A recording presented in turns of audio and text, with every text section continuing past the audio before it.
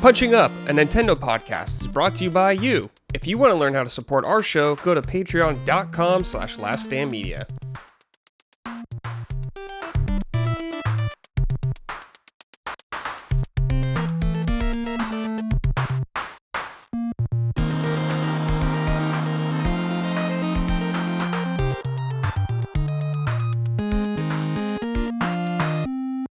Hello everyone, welcome to episode 81 of Punching Up, Last Stand Media's weekly Nintendo podcast. I am your host as always.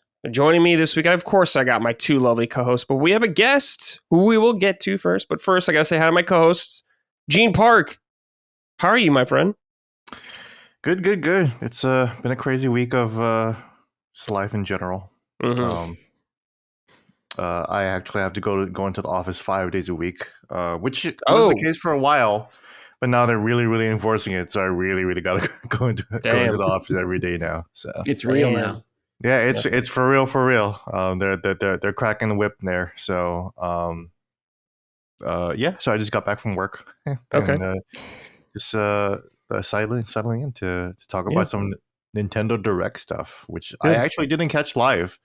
So I was actually cramming on watching it on the walk back here. All right. Also, Micah Moriarty. Micah, hello. How are you? Hello. Well, yeah, since Gene admitted it, I can too. I didn't watch the Direct until like last night. But it's just because, here's the thing, I didn't wake up early for it. But then I woke up to all the tweets and all the news just being there. And there were things that excited me. And I was like, oh, that's super cool. But then it was like, well, the mystery's gone. So then I did watch the presentation. And I took my little stupid notes. But I was like, well, now I already know that this happened. But it was still fun to watch it. I always like seeing Miyamoto-san popping up in places. So fun little Direct. But yeah, I also procrastinated just like Gene. I mean, that's okay. It's totally fine. You don't have to watch it live. Also, our guest this week, Mr. Rick Hoeg. Hoeg, how are you, dude? I'm good. I know I'm the guest, but I did watch the Direct live. Yes. So I'm ready. Yeah. You put an hour-long Direct possibility in front of me, and I'm too excited to wait. Now, it's not as early in the morning here on the East Coast. Right. So... yeah, I got up very early for that. I wish they would stop doing 6 a.m. for me, dude. Like, I get it, Japanese company and all that kind of stuff, whatever, but it's just like, fuck, man. Really screwing me over here. 6 a.m. for the West Coast is crazy. Yeah, it's just like brutal, man. Can we just do like 9 a.m. or something? God. I like how Nintendo is like the complete opposite of Sony and Microsoft, whereas Sony and Microsoft is like, we love California, we love Seattle, the West Coast, brah. Yeah. And then New York is like, we're going to have all of our events in New York City. And our Directs are at 9 a.m. for the East Coast. Yeah, and it's like the West Coast. Nintendo of America's in Washington. Yeah, no, they don't give a shit about it. It's like, why don't you do all your shit on the... It's so weird. You do it on the opposite side of the country. Just move to New York then or something. I don't know what you're doing. Please move to New York. That'd be great. You know, and that's where I get a lot of like the preview. You know, I get invited to a lot of preview events. You know, I just got to, well, whatever. Yeah, I get. It's nice to go up there all the time, and it'd be nice if they were headquartered there. You know. Yeah, would be nice for you. Nice and easy for Gene. It would just be right nice. there. Yeah. Yes. Only for me. I want the universe to bend to my will.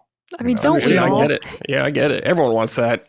Everybody wants to rule the world. I mean, we've been saying that since the 80s. Yeah, Tears for Fears knew. Yes, they did know. Before we get in the show, please check us out on patreon.com/laststandmedia if you want to get early ad-free access to all of our shows. We couldn't do it without you guys over there, so thank you for your support. If you want some merch, go to laststandmedia.store. Micah will send you something personally from their kitchen or their little side area. So if you want some merch handled with care, head on over there. Evan wrote and said, hello, Ellis, Park, Moriarty, and Hoeg, podcasters at large. I visited the Nintendo Museum for the first time, coincidentally. Hey. It was the same day as a Direct. I have to say, the newly opened art gallery was the highlight of my visit. The gallery features original design documents and sketches from all the major Nintendo franchises, including Mario, Zelda, Metroid, Kirby, Donkey Kong, and Fire Emblem.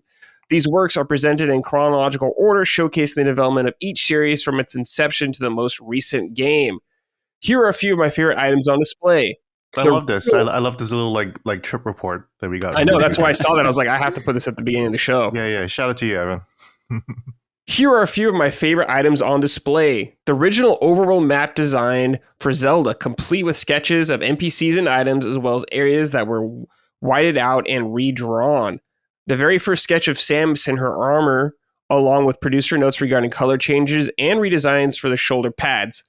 The original sketches for the Donkey Kong and Super Mario Bros. Arcade overlays, concept art for the original title Donkey Kong vs. Koopa, which includes a boxing promotion-like sketch of the two characters sizing each other up, a design doc booklet cover for the Kirby's original title, Tinkle Popo, which has been crossed out with the rewritten as Kirby of the Stars, and crude Sharpie.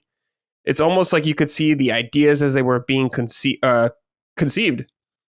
I can't say enough about how amazing it was, and I hope you all get the chance to see it in person someday. Going on way too long, but I must mention the console prototype section. The original Game Boy controller design is wild. GameCube controller design. Oh, GameCube. I said Game Boy. GameCube controller design is wild. I have not seen that actually, but yeah. I'm looking at it right now. It looks like it had a big old B button instead of the D-pad there. So they had a big old A button and a big old B button on that thing. Whatever. Yeah, just like a big old red button, like where the D-pad should be, and it's kind of like wider and like more boomerangy. I don't know. Yeah, I mean, like the one that came out it's already pretty wild enough as it is. So it is. It's super wild.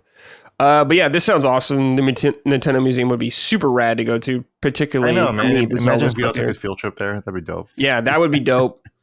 That would be super sick. Yeah, shout out to Evan for reporting all of that for us. Yeah, because we have not reported on it because we have not been there. So, Evan, it's good to have you fill in for us reporting on the ground. Micah, anything here that sounds interesting to you that you would like to see at the museum? Oh, absolutely. I mean, I love concept art. What you don't know is that my laptop I'm currently using is sitting on a stack of all my art books to get it to the appropriate height to be a good camera.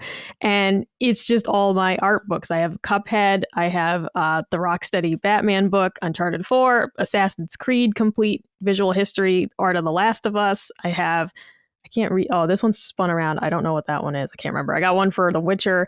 I love concept art. So seeing the ideas of like, oh yeah, here's the map and there's things with white out on it and Sharpie, like that's even cooler than just the like, oh yeah, here's the first Ellie used to wear a green shirt. And then we put her in the purple one, which was cool anyways, because it's just neat to see these beloved characters, these designs that are so iconic. It's neat to see what was the first draft of that. So all of that just sounds amazing. Just the art part of it, I'd be in heaven seeing all that. Gene, we've covered the museum on the show in the past and all the kind of stuff there. What would be something you'd be the most excited to see there? Yeah, probably just all the original designs, but I don't know. Also, the interactive displays. Yeah, just the fact that they turn the whole museum into like a play area. I always love. I had a great time in Super Mario World. Honestly, I wish I lived nearby there. It's cool. Yeah. Just so I can just hang out there. So it'd just be great to just be around Nintendo stuff. I don't know. My sister used to live in Kyoto, and now I'm just like, man, I wish I did too. Yeah. Especially now. Yeah, dude. Hoeg, I don't know how much you know about the museum, but I'm sure you know some. Anything I know you would what love they to share see with there? me on these directs, Yeah. Anything that catches your eye that you would like to see at this museum? Well, I also have a lot of concept art books like Micah. I'm the weirdo that looks for the concept art books that have a lot of like designer notes or a lot of commentary. Oh yeah, that stuff's cool. Like I like the commentary track of the art. So one thing I don't know about this museum is how much they have in terms of what I consider plaques. I love to read plaques at museums. I love to get that insight. And so if they have a lot of that going on, I would like to check that out. The artifacts themselves are cool. I've just never, at any museum, kind of gotten more than maybe a half minute or so of looking at something excitement. Yeah, for sure. But yeah, I would love to see all those old design documents, like you're saying too, Gene. Just like how things slowly evolved over time. Super rad. Yeah, but yeah, you see some of that in the Nintendo store in New York City. But yeah, but a little bit. They always change out that exhibit to some other stuff. I just went there a couple weeks ago, and it was just like just product instead. Yeah, so, yeah. I always forget they just opened one in San Francisco recently. That's right. If Yeah. anyone listening has been to that one, let us know how it was and stuff. I'm very curious about it. Oh, I should have worn my Nintendo San Francisco hat. Wait, have you been there? I have not been there, but my co-host on the Season Gaming Bitcast, Travis Northrop, the reviewer for IGN, lives in San Francisco. Travis dropped in, and one day I just got a care box that had a bunch of little Pikmins for my daughters and a hat that I wear when I'm trying to indicate to my family that I am in a leisure mode and I'm playing video games. The leisure hat, yes. So this is like what that. I wear when I'm working. I wear my Nintendo hat when I'm playing. I like that. That's wonderful. It's like Mr. Rogers, and he comes home and puts on a different sweater. It's like Mr. Rogers. He's out and about. This is my errand sweater, and then I come in and I put on a different sweater. He puts Yeah, on the more Nintendo casual hat is shoes. also gray with white lettering, so it's barely noticeable to anybody that isn't paying attention. But it means something to me. Yeah, hell yeah. All right, everybody. So last week we got a Nintendo Direct, one of the biggest we've gotten, if ever, that I can recall. The amount of lengthwise it was like 60 minutes or so. Massive Direct, tons of stuff in it. So we're going to go through everything that was announced on the Direct. I have it in order that it was announced. We'll talk about whatever's interesting to us. If there's nothing that's really grabbing any of us, we'll just move on. So no offense if there's something in here you were excited for. We don't talk about it for super long, but it just is what it is. All right. We're going to start off hot. First of all, they started the Direct with talking about the Mario's 40th anniversary this year. The big dog, big 40. He's done it. He's an old man. Yeah. Very fun. First thing they showed off was the new Super Mario movie, which is called The New Super Mario Galaxy Movie. And they said, or Miyamoto said, this is the main event of the 40th anniversary. And when he said that, I was like, well, there goes 3D Mario.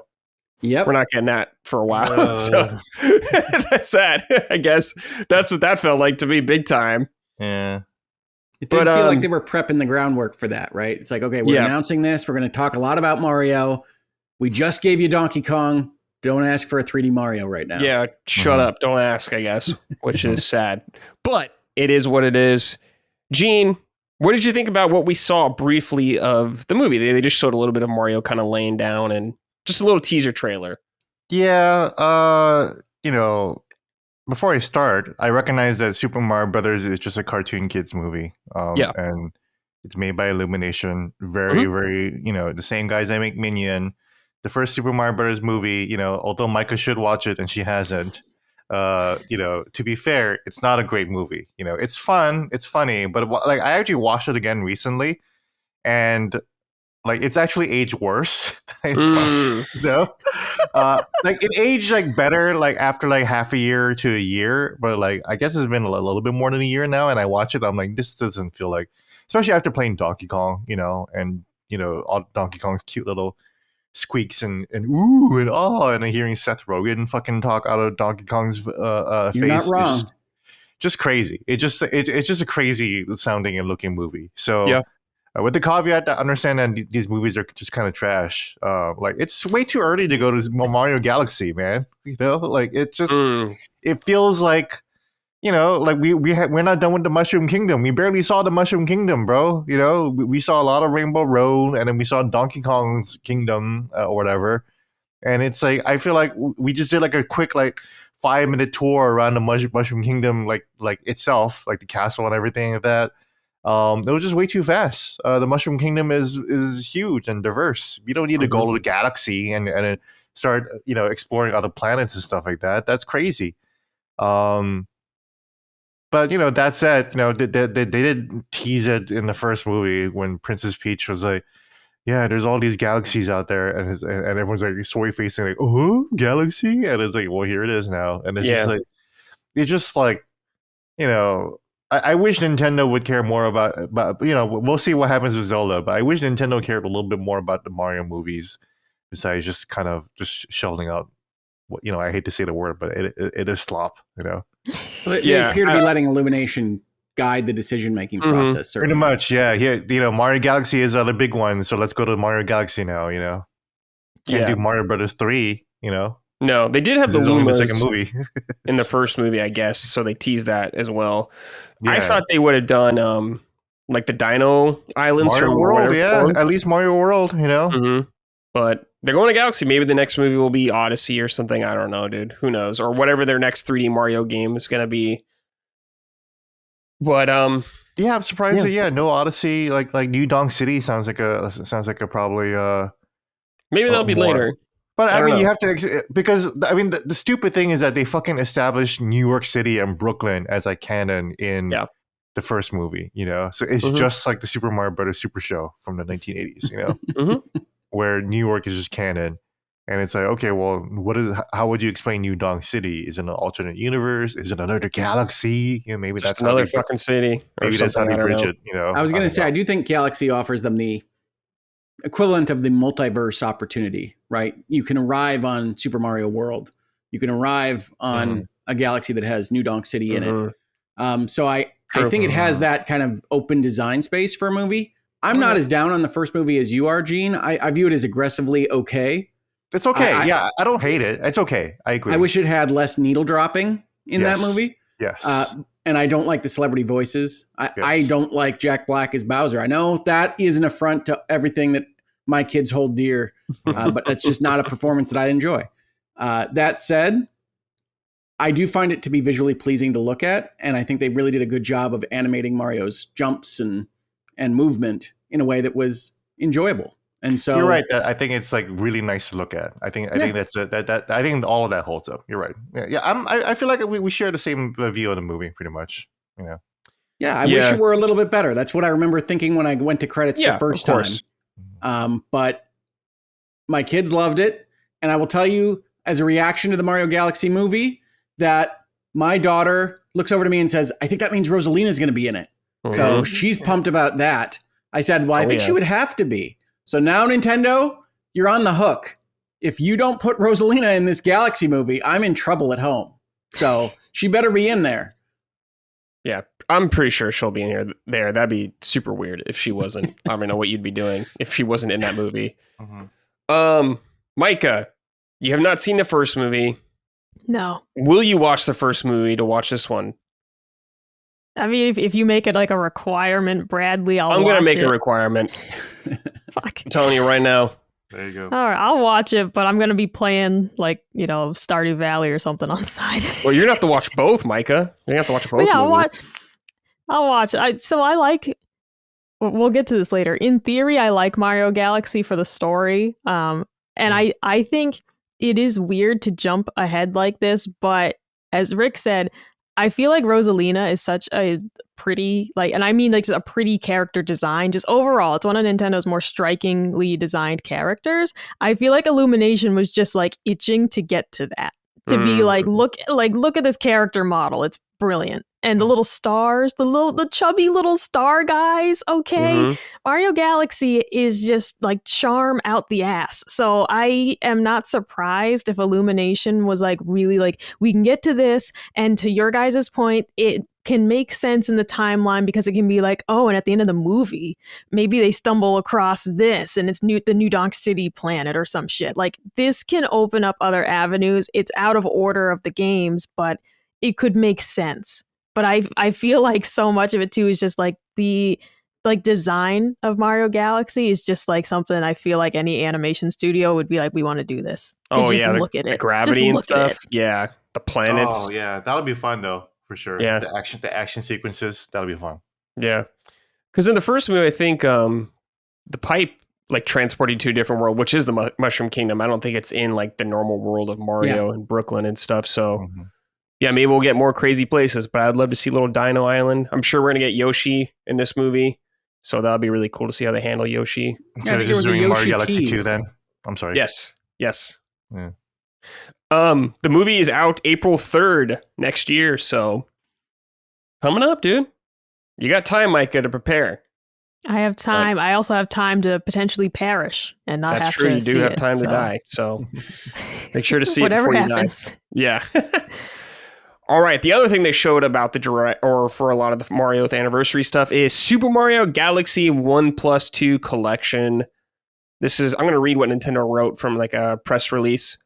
Both titles featuring improved UI, the option to play with button and stick or motion controls as in-game music player, new storybook content, and enhanced resolution, plus a free update will be available on Nintendo Switch 2 that adds 4K resolution support for both titles.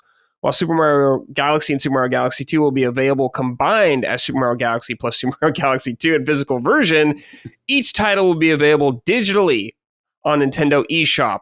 Super Mario Galaxy plus Super Mario Galaxy 2 launches on Nintendo Switch October 2nd. Very soon. I was very happy to see Mario Galaxy 2. I was holding a grudge against Nintendo ever since they didn't put it on the last 3D collection 5 years ago. And they didn't say anything about limited time release like they did with 3D All-Stars before, which was infuriating. So maybe Nintendo is learning a little bit here.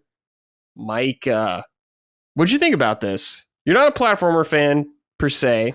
I don't think you've played these games. Were you excited about this? Were you like, okay, maybe I'll give it a shot? No, because I have previously tried to play the Galaxy games, and they make me very sick. The worlds being so small and round. It's the same problem I had with Animal Crossing on Wii, where the world is so sloped and round, it made me feel sick. And I couldn't play it for more than like 15 minutes. And unfortunately, the Galaxy games do the same thing to me. With those sections where he's like running around on a planet, make me feel so motion sick. So yeah.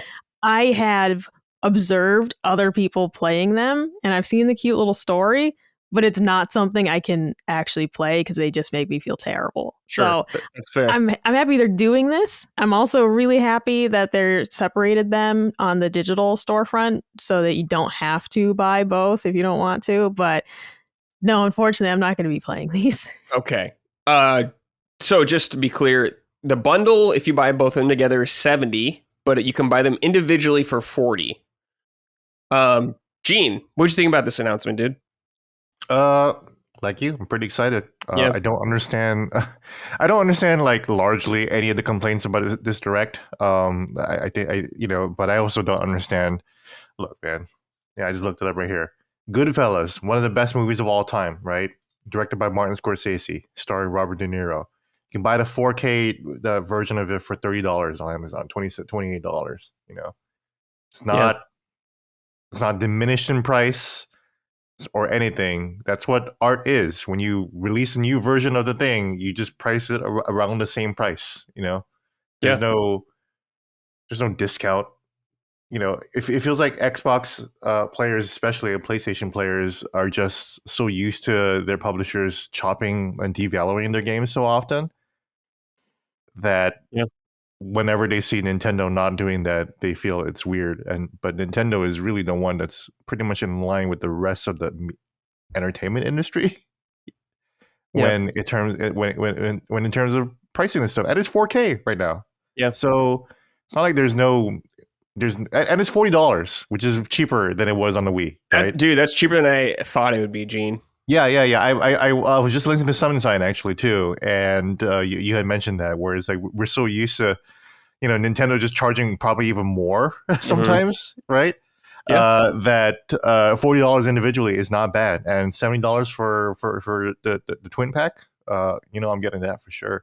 Yeah, and I just want to say, like, these are some of like the best platformers around. Both these games are incredibly good. I consider Mario Galaxy 1 the greatest Mario game of all time, which makes it one of the greatest games of all time, period. Yeah.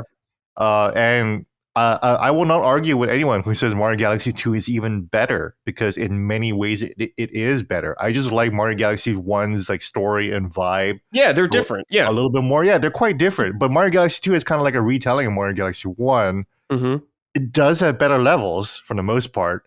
I do like the soundtrack for 1 better. I like the story for 1 better, but 2 has like amazing levels. It's like they're both 10s. That's what it feels like. They're both complete 10s. Yeah. So it's like you're getting 2 of the greatest video games ever made in any generation. Re-release. It's great. It's great. Yeah. Finally, we got Mario Galaxy 2. Where the fuck is Wind Waker and Twilight Princess, for fuck's sake, man? Well, next year I think is Zelda's 40th anniversary. Okay. you gotta wait for that Zelda movie. Dude, they're saving it for the 40th. God damn No, it, man. not even, Brad. You know what? They'll probably be like, and you can buy this sticker pack with your platinum points, and it's just going Yeah, to be a Twilight probably. Princess sticker sheet. Look, I'm expecting very little from Nintendo on the Zelda front. That's just the roadblock I put up in my mind, so I'm never disappointed. It is what it is. Sure. Don't expect anything from Nintendo, and you'll Nope. be surprised when they re-release the Virtual Boy. Yes. You know, I mean, they're always Yeah, going to do their talk own about that thing. later. we for will, sure. yeah, we will get to that. All right, Oh, Hoeg. dude, yeah. Oh, yeah, Yeah. go ahead, Micah. No, I was gonna say, Brad, what if they brought back like Phantom Hourglass or like Spirit Tracks for the 40th? Like that's the ones I'd be that like, pay I'd too. be like, Monkey's Paw. I mean, I'll why? play them. I'll play them, but why? Yeah, Whatever. that would be a Yeah. Monkey's Paw for sure. It's like, God Yeah. damn it, no. Yeah. Rick, what'd you think about these this Mario Galaxy 1+2 announcement? I thought this was fantastic. I have thought, since I don't have a Wii set up or any TV that can use one, I don't think right now in my house, that Galaxy 2 feels trapped. And it's nice to not be trapped anymore. And you go back and you play a Wii game that hasn't gotten some kind of glow up. It's hard to go to that resolution. It's hard to go to that performance. So I think this is great. I fully admit to thinking that the package would be about 50. And if they did offer them individually, they would be about 30. But I also agree with what Gene said in that Sony and Microsoft are at a different level of kind of desperation and pie grabbing out of the media market that they are in. And Nintendo, whether you like it or not, has basically won and has won going on its own track and has won the right to price their games as they price them. And I also agree with you, Brad, that it's easy enough for me to say, all right, it's an old enough game that I feel like it should be released at about a 30. But it is a high enough quality game in both cases, 1 and 2, that it's easy for me to justify the price they've put on it. Now, I do think when I was watching it in the direct format and I saw that it was only offered as 1 and 2, I was a little bit concerned that it wouldn't be offered separately because there is this weirdness where I have the 3D All-Stars game. Oh yeah, I mean And that's what you expect. I have a with copy Nintendo. of Galaxy. Yeah. Yeah. And so I was wondering if Nintendo was just going to say, nope, you got if you want 2, you're going to have to go full freight and buy the whole thing. Because who knows? You never know what they're going to do. But I'm happy to hear they're not. I probably will stop by the package anyway, because I did like some of the screenshots they shared after the direct that showed the difference even between the 3D All-Stars version and this new version. So I think it's really a great announcement. And I always have loved this about Nintendo, that they announce these things and they are close enough to actually be excited about. Like you slap a 2027 on the end of your trailer, I'll talk to you in 2027, but I can't meet you where you live right now. You tell me it's in October, I'm excited. Let's play some Galaxy. Yeah. Yeah, and then also the Uncharted the Uncharted Thieves collection is $35. You get Uncharted 4 and Legacy and Lost Thieves, or the Uncharted Nathan Drake collection for $20. You know, 3 of the best action adventure games for only $20. And for some reason, Sony can't sell that as more than like a Mario game. Right. You know, I think it's definitely crazy that PlayStation players aren't like buying Uncharted games by the 30 millions or 40 millions. It's weird to me. Why aren't you just buying these games? But you know, you gotta sell them. You gotta sell them at a price to even make those numbers. You know, that's crazy. Well, you know, I'm the narrative guy, Gene. I think I'm known around these parts for that now. I love narrative, but I do think that there is an evergreen quality to buying a Mario game and buying a remastered version of these games that Nintendo puts out there because they are so narrative light. And Uncharted, I love Uncharted. Uncharted 2 was one of my favorite kind of sequels and visions of the future for what Sony games could be. Sure. But I haven't had a feeling to go back there and play that. I feel right now to go play Galaxy 2. Because what I remember about Galaxy 2 is it's constant imagination, constant new ideas, every level, but I don't remember them what they are, right? Like I remember bits and pieces, but I know that I'm going to enjoy that again. Uncharted 2, I feel like I could probably put 90% of the plot down and what I'm going to be doing right this second. So I think that does come into play. Sony's gone into that cinematic movie universe of making those games, and you can feel like when you beat that game, you're done with that game. And like with a Mario, I just always feel like I can just jump back in and have a good time. and so I'm always willing to buy another remake. Essentially, so Nintendo the has one me and on the done. hook. The one and done Sony complaint or criticism. You know? There's only so many times you can hear Nathan Drake joke. Well, I haven't thought that far ahead. Yeah. There's only so many times you can hear that before you're like, okay, I think I'm done playing Uncharted 2. Which I played a ton of. I fucking love Uncharted 2. But yeah. It's a great game. Yeah, good point, Rick. All right. Next game we had here, continuing the Mario trend, Mario Tennis Fever.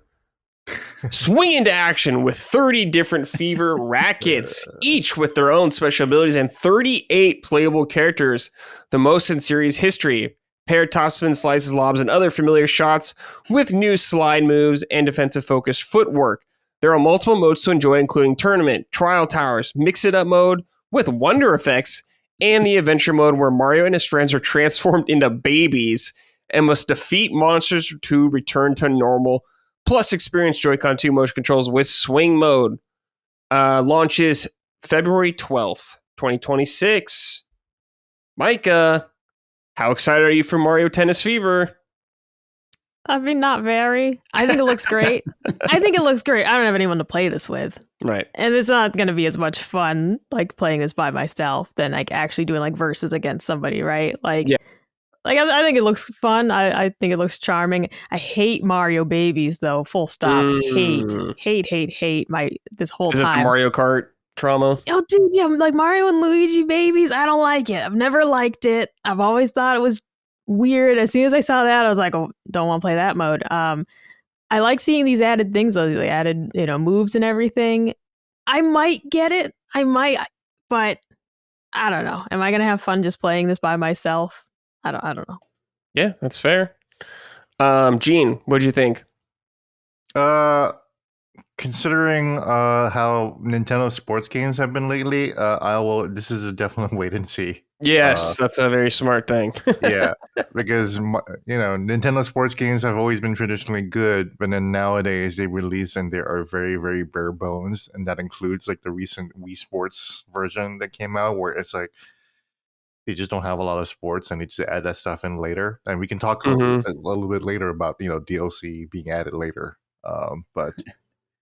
Yeah, I think I'll wait on this one. Love Mario Sports, but the recent generation has made me a skeptic. So we'll see if Switch 2, they'll turn it around. Yeah. Hoeg, what'd you think? I didn't love the last Mario Tennis game. Exactly. But I'm a sucker for anytime one of these games, often sports games, tries to put some kind of RPG concept in their single player slot, right? I go back and I tell the story about a game I used to play on the TurboGrafx 16 that I really loved, called Final Lap Twin, which ostensibly was a car racing game, right? But in that game, you had like a almost Pokemon beat the 4 champions overworld that you would walk around and challenge people to races in order to earn parts for your car. And it had this whole kind of Japanese role-playing game element. And I loved it. And I've always loved the attempts at doing one of those modes. So when I saw this in the Direct, I said, that could be cool. And by cool, I mean, the story will undoubtedly be dumb. You don't go there for the narrative, the deep characterization of the Mario babies. But I just really enjoy, for whatever reason, the conceit of we're going to have an RPG, but instead of a battle system, we're going to play tennis. Okay. Yeah. Mm-hmm. Yeah, I'm happy to see them try something like that. I personally don't really care about playing this. I'm not a fan of the tennis games that much since the N64 days, but I'm waiting for golf. Hopefully the next golf game's good. But yeah, I'm okay with seeing it. It's just the Mario Sports life cycle. They do this every generation. So this is the tennis game for this generation. All right, next we had Super Mario Wonder Switch 2 Edition plus Meetup in Bella Bell Park. What a name. So this is an enhanced version of Super Mario Wonder that came out. Was that last year that came out? I think so, right? Yeah. So they're adding a bunch of new stuff, like a bunch of little mini games. It kind of reminded me of like a little Mario Party stuff, like tag and a bunch of other goofy little things that you could have fun playing with your friends.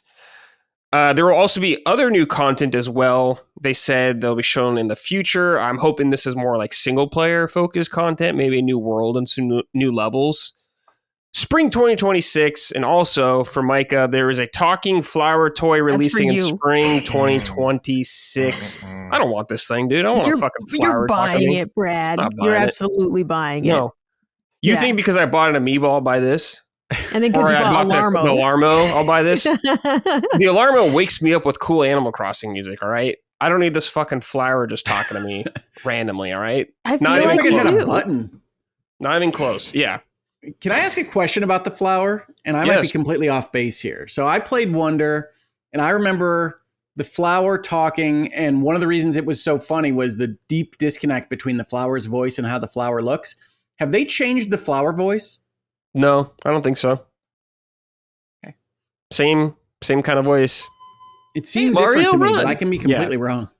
Yeah, I don't know. Because they speak a lot in that game, and most Mario games is not a lot of voice acting most of the time. So it is a little unsettling. But fear not, Micah will buy it and give us her report on the show. So look forward to that. I'll buy it and mail it to you is what we'll do. Okay. Yeah, you can do that. Sure, I'll take it then if you buy it for me. Sure. Gene, what'd you think of this? Mario Wonder, get a little upgrade. Yeah, I think I'm good. I still have yet to finish Mario Wonder. I'm still working on that, and people who have been following me know that I've been having trouble playing 2D games lately. But this year's games, Ninja Gaiden Ragebound, Silksong, have definitely got me into 2D game mode. So so as soon as I just get over the review season, I think Mario Wonder will be a nice Christmas game. So I'll probably visit sometime later for sure. Cool. Definitely want to check out that flower. What that mouth do? Yeah, what that mouth do? What that mouth do with that flower? I don't know. I'll find out. Yes. Yeah. We'll find out. Are you going to be checking out this version? This update? I think probably, insofar as I think Wonder's a very good game. It's one of those where I'm watching the Direct and I think, well, that's the least likely upgrade that I would want out of this. The already kind of good-looking 2D Mario game is not what I think of when I said, let's rev this engine up for the Switch 2. But Nintendo's going to Nintendo. Yep. So I am a sucker for Nintendo products, and chances are I will be getting that. I am not super enthused by what they've shown so far. But I also think they butchered the upgrade to Super Mario Party, which I really love. I love Jamboree. Ooh. I think they did a great job, but they really had some difficulty kind of selling that DLC. And the business-minded version of me looks at what Nintendo's doing and says, okay, so at some point in the last couple of years, they had an initiative that said, you are going to put a $20 something on your game, and we're going to put a plus next to it, and we're going to sell it again. And that's what they did with Kirby. That's what they did with Super Mario Party Jamboree. To some extent, that's what they did with Donkey Kong. I'm sure we're going to talk about that in just a second. And so I understand that being the initiative, but it does mean that some of these enhancements, upgrades, expansions don't feel like they came straight from the heart of the developers that just needed to get more of this done. Seems more of the business side than the creative side. Micah, you're out, right? You didn't play Wonder? I mean, I tried to play it. I tried. I got trolled very hard by the audience when I was just like, I'm just not having fun. I'm not going to finish this. Sure. But I tried. Yeah, you tried. That's good. That's all you can do. I might try again someday. I doubt it. But I have it. It's on the shelf, Yeah. I personally don't feel like revisiting this game unless they add some more single player content down the line. Because I did enjoy going through the game. But we'll see. All right, this one, though, is for Micah. Yoshi and the Mysterious Book. One day, on the island where Yoshi and his friends live, a peculiar talking book named Mr. E suddenly falls from the sky. This mysterious book's pages contain information about unusual creatures, so Yoshi decides to jump in and help investigate. Join Yoshi for a new adventure when Yoshi and the Mysterious Book launches on Nintendo Switch in spring 2026. Micah, what did you think when you saw this? I wrote in all caps, Yoshi with many eyes. Hooray. I'm so excited. This looks great. And the book character is so cute. everybody knows I have just been waiting for a new Yoshi game because I really loved Woolly World and Crafted World, and I'm just like, you gotta give me more Yoshi games, please. Yeah. I would not be disappointed if we got like 3 Yoshi games per generation. They're not being so generous with us, but I'm thrilled about this. Very excited. I love the storybook theme. That's something that whenever I see it pop up in games, I'm like, yes, absolutely. Yes. Like a favorite in that category is the Liar Princess and the Blind Prince, which is on Twitch. And that game actually, like when you approach the edge of the stage, the page flips over. Cool. I just love anything that's like book themed and designed like that. So I'm super excited about this. I only wish that it were even closer. Yeah.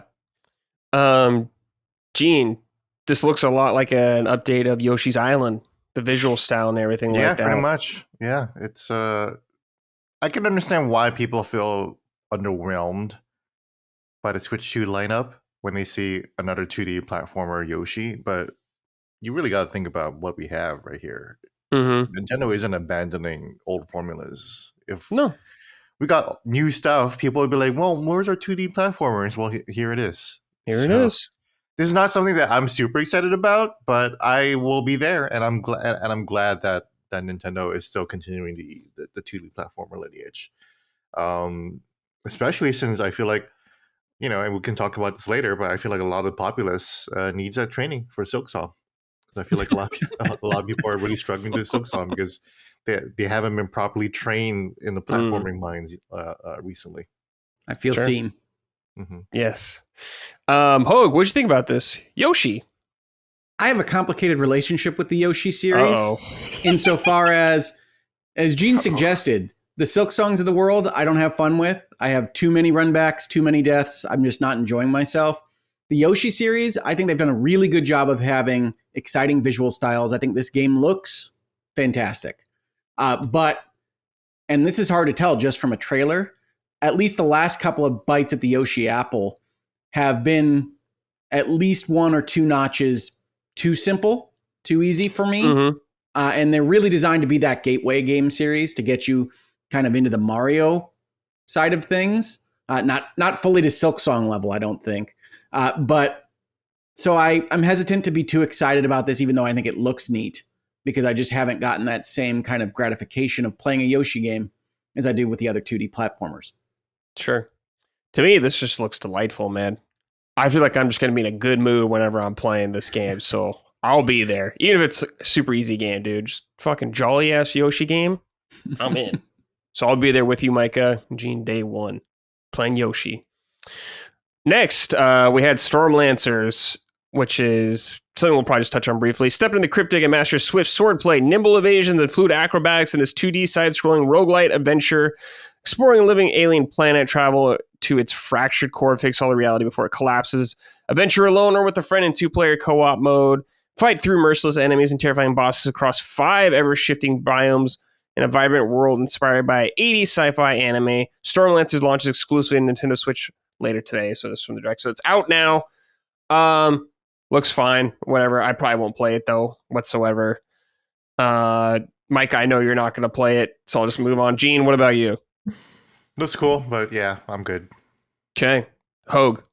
Nope. This was the first thing after the Mario section, right? And Yeah. Hard act to follow those Mario things, and poor Stormlancers had to try to follow that act. Yeah, roguelike, I'm good, man. There's so many other roguelites to play. So true. All right. Next thing here we might go over quickly is Dinkum. Make the wilderness your home, plant crops, catch fish, gather resources, and more. Use your wits when wild creatures attack. Use intuitive Joy-Con controls and play solo with friends in local or online co-op for up to 4 players. Visit shops, enjoy festivals, and talk with visitors as you turn this rugged island into a bustling town. Free demo available. Launch is November 5th. So, Micah, maybe you would be the only one maybe interested in this. I don't know about you, Hoeg, as well, but what did you think of this, Micah? Yeah, I do want to check out the demo. I like the idea of the aggressive, like, animals because that kind of adds. So here's the thing: I love my farming, life sim games, but where's the danger? Yeah. And so I do kind of like adding that on. Reminds me of Minecraft, which I also love. And just at nighttime, the monsters come Creepers. out. I always liked that part, except the Endermen. They're still too scary, and I always freak out. But So I like the look of this. I do want to play the demo though and see, because just as I've experienced with some of these like farming type games, there does have to just be some substance to it. There's one I tried a demo of earlier in the year that I was like, it's missing something. I don't know what it is, because on the surface they all look so the same. On the surface, all these cozy games look very similar, but if they're missing that certain spice, you can tell.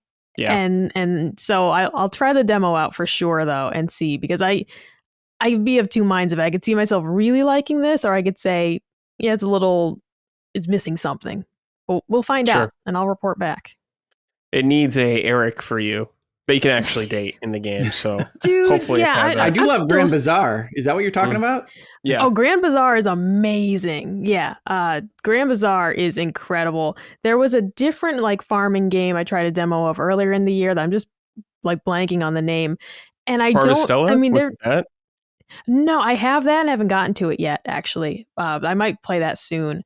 But it was like the music was really quiet. So it was just like silent while you were playing, and like the characters didn't have a lot to say. It was just felt weirdly empty. And it's like, so I'm just going to farm alone. And that's kind of the game.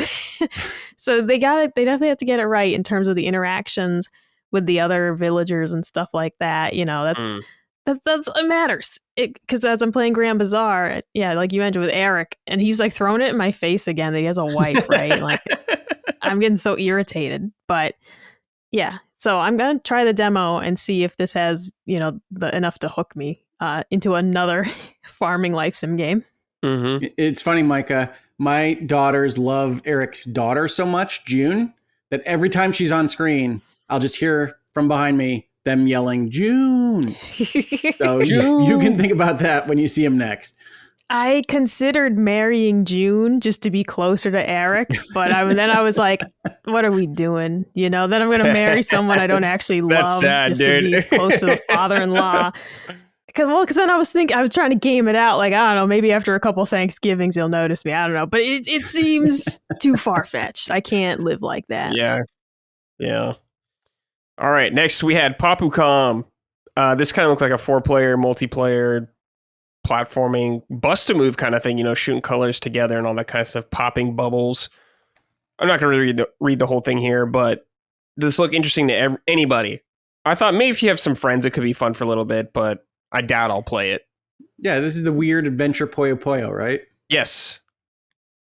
Yeah. Yeah, I'm undoubtedly going to at least pop my head in and see how it's reviewing. Yeah, 4 players. But yeah, we'll see. Micah, Gene, nothing. I'll give you a Papucom. Whoa. Damn, dude. Holy moly. Sounds like Papucom. I'm like, what? Papucom. No, that's exactly Right, well, when I first saw it on screen, I was like, what?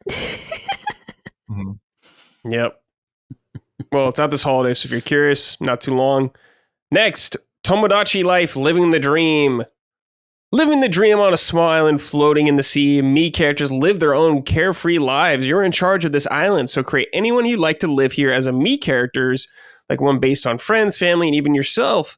Then choose their personality and voice, and help your me characters enjoy their island life however they see fit.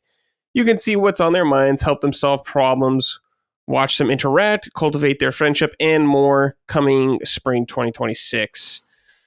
I don't know what the deal with Tomodachi Life. I haven't played any of them, but I know it has a cult following.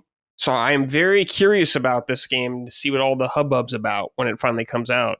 Hoeg, you're nodding your head. Yeah, this is an instant buy. And again, I read the room, right? So apparently this game is right on the humor spectrum for teenage girls, at least the ones that live in my house. Because they were like, that is hilarious. The entire trailer, and said, we're getting that, right? I said, well, I mean, let me see what they're going to charge me for it. But yeah, we can get that. So we are day one Tomodachi Life people, apparently. Yeah. All right. Micah, Gene, Are you guys gonna check Tomodachi Life out when it comes out next year? Yeah, just like everyone, like this definitely missed me. So, Mm-hmm. but it looks very funny. It looks very interesting. I'm there day one, baby. This is my most anticipated game besides GTA 6. Damn, dude. Holy shit. Okay. Clip that. Wow. Good lord. Tomodachi Life. I was expecting Brad to read the press release in that kind of text to speech thing that they do in this game. Because yeah, it's crazy looking. Yeah, this game's a little unsettling. It looks crazy. I can't wait to play it. Micah, are you in for Tomodachi Life? I'm gonna get it because, like you talked about the cult following, I've never played one of these, so I have to know what it's all about. But the whole time I'm watching it, I just am thinking this looks so weird even for me. But I gotta know what it's all about. I gotta know why it costs like what $300 to get a copy of one of the older games on eBay. I gotta know. Gotta know. All right. Next, we had Mortal Kombat Legacy Collection coming out October 30th. Switch and Switch 2. Cool if you're into Mortal Kombat. Lots of good shit in there. Shout out to our friend Jason Polanski at Atari working on this. I love Mortal Kombat, so maybe I'll check it out. Next, Final Fantasy VII Remake Intergrade coming out for Switch 2. Available January 22nd, 2026. And Switch 2 will also be getting the entire trilogy. So Rebirth is coming to it, and whatever the next game is going to be. Gene, you're there for this, aren't you? Day one? Remake? Oh, totally. Yeah. Yep. Well, the game keycard thing makes it tough. Because I do want to buy the physical. Yeah. I do understand that it is 90 gigs. I wish they figured out a way. I'm sure they try to, but I wish they figured out a way to make it smaller. You know, like they did with Cyberpunk. Cyberpunk is a much bigger game than Final Fantasy VII Remake, and yet they were able to jam that thing into a cartridge. And Square Enix, with all of its resources and millions of dollars, could not. It's I wish they figured it out, and it's too bad that they did not. That said, the reversible cover looks cool. This might be my first game key card, just to get it. Oh shit, they got you. This might be it. They might have gotten me because you get that magic card pack too, and the reversible cover. The cover looks nice. The box does look nice. I already have Final Fantasy VII Remake on PS4 and PS5, so. It's not like I'm hankering for like a physical edition of the game. I already got it, so I might just get the game keycard version just to collect and say like, hey, this is the Nintendo Final Fantasy VII cartridge that they still could not fit, which is so ironic because the whole reason why Final Fantasy VII did not make it on the Nintendo 64 was because of storage issues. Yeah, cartridges. You needed to fit the whole game on 3 CD-ROMs back in the day, which was mind-blowing. This was like no other game. This was like the White Album of video games back then. The Beatles' White Album, you know. They're like, whoa, the Beatles made 2 vinyl records of music, and it's like, whoa, Sakaguchi and Kitase made 3 discs of a video game. Yeah, so it's really too bad they couldn't fit it in, but I'll definitely buy it. I probably won't play it day one again because the Steam Deck already already had that magic of portable Final Fantasy VII. So Hoeg, what about you? Are you interested in checking this out on Switch too?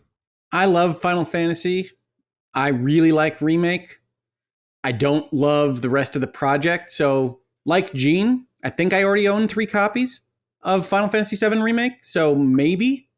I believe they show that they're pricing it reasonably, right? Isn't it $40 release? $40. It's $40, okay. That's why I'm like, why not? Well, I might as well get the game key card, I guess. And they might have gotten me too with that, which is kind of like, well, that's not too bad. I do really like this game. It is fun to have the magic of a game portably. I don't tend to take it out of my house, the Switch 2, but I do, especially during football season, like to play things while I'm watching football. So maybe is my answer. It's a good game. If you're at all interested and you haven't played it and you don't own 3 copies, you should check it out. You should definitely check it out if you never played it. That's for sure.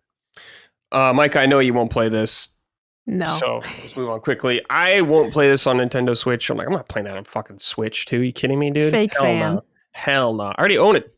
I've already played it. Platinumed it. You just heard from these two real fans though, who are like, you know what, and I'll play it again. I'll buy it. Bradley says no. I won't play it. I won't. You think I won't play this game again? Dude, when part 3's coming out, I'm playing both of those games. Oh no, you'll play it. We were talking about you on the stream yesterday. I heard this slander. Be like, yeah, because Brad's like, I don't have time to play new games. Always playing the same game 6 times. hey. Most of those games are really short. Yeah. That's me too. Okay. I'm really curious to see what Rebirth is going to look like when this comes on to Switch 2.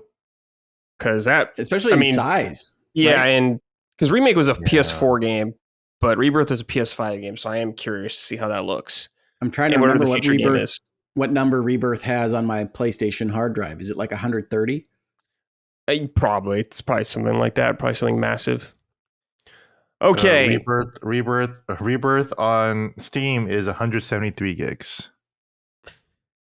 Oh, wow. Yeah, it's a lot. A few gigs. Like at the end of this, if they release that whole trilogy like they say they're going to do, you might just need a separate Switch 2 just to play the Final Fantasy VII project. Oh my god! Mm-hmm. Oh yeah, that's right. And the fucking cards aren't that big still these days too. So like it's why I haven't really touched the Switch 2 that much, because it's like the cards aren't that big. I can't really jam that many games into it. It's just annoying to like shuffle around the library all the time for new games. I don't know. All right, next we had Linked Banner of the Spark. I don't even remember what this was, but I'll just read this here. The world as you know it has ended, but this doesn't mean you can't have fun rebuilding it. Linked Banner of the Spark fuses the action of a roguelite with the charm of a life sim. Play solo or team up with up to 2 friends against swarms of robot foes. Then use their parts and other resources to create a place for others to call home. Plus, mouse controls and game share are supported on Nintendo Switch 2 system. It'll take a village to save the world when Linked Banner of the Spark launches on Nintendo Switch 2 and Nintendo Switch out now. So it was later today at that time. I love to see a lot of these games have the game share where you only need one copy and a bunch of people that switches around you can play. That reminds me of the local co-op days. So that's very cool. Anyone have any thoughts on this? I have zero. Bought this. You bought this, Hoeg? Okay. I did. Yeah, no, I think it's pleasant. I don't know enough about it because I got sucked into Borderlands 4, honestly, after I bought this. But it seems good. It's a light isometric action role-playing game thing with a farming life sim type thing on top of it. Okay. It has kind of a certain amount of indie clunkiness, but it is what it says on the tin from that trailer. If you watch that trailer and you say, that looks like it could be good, it is. If you look at that and say, that looks like junk, it is.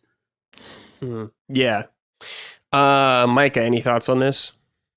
I thought it looked kind of cool, but I don't love the idea of it being a roguelite and the life sim. It's part of why I haven't gotten like the Harvestella yet, because that is more in like the Rune Factory idea of like you have like some combat mixed in with your life sim. And typically I do like those games just be very low key and peaceful. Like when I get to try Harvestella, it's going to be, a departure, kind of from what I usually play in that cozy genre. So I think this looks neat, but it didn't hook me in. Okay. I'd like to vouch for Harvestella's loop for what it's worth, Micah. That's one of my favorite. That's one of my favorite combat farming loops. They just keep driving advancements throughout the whole story. So I think they did a really good job with that one.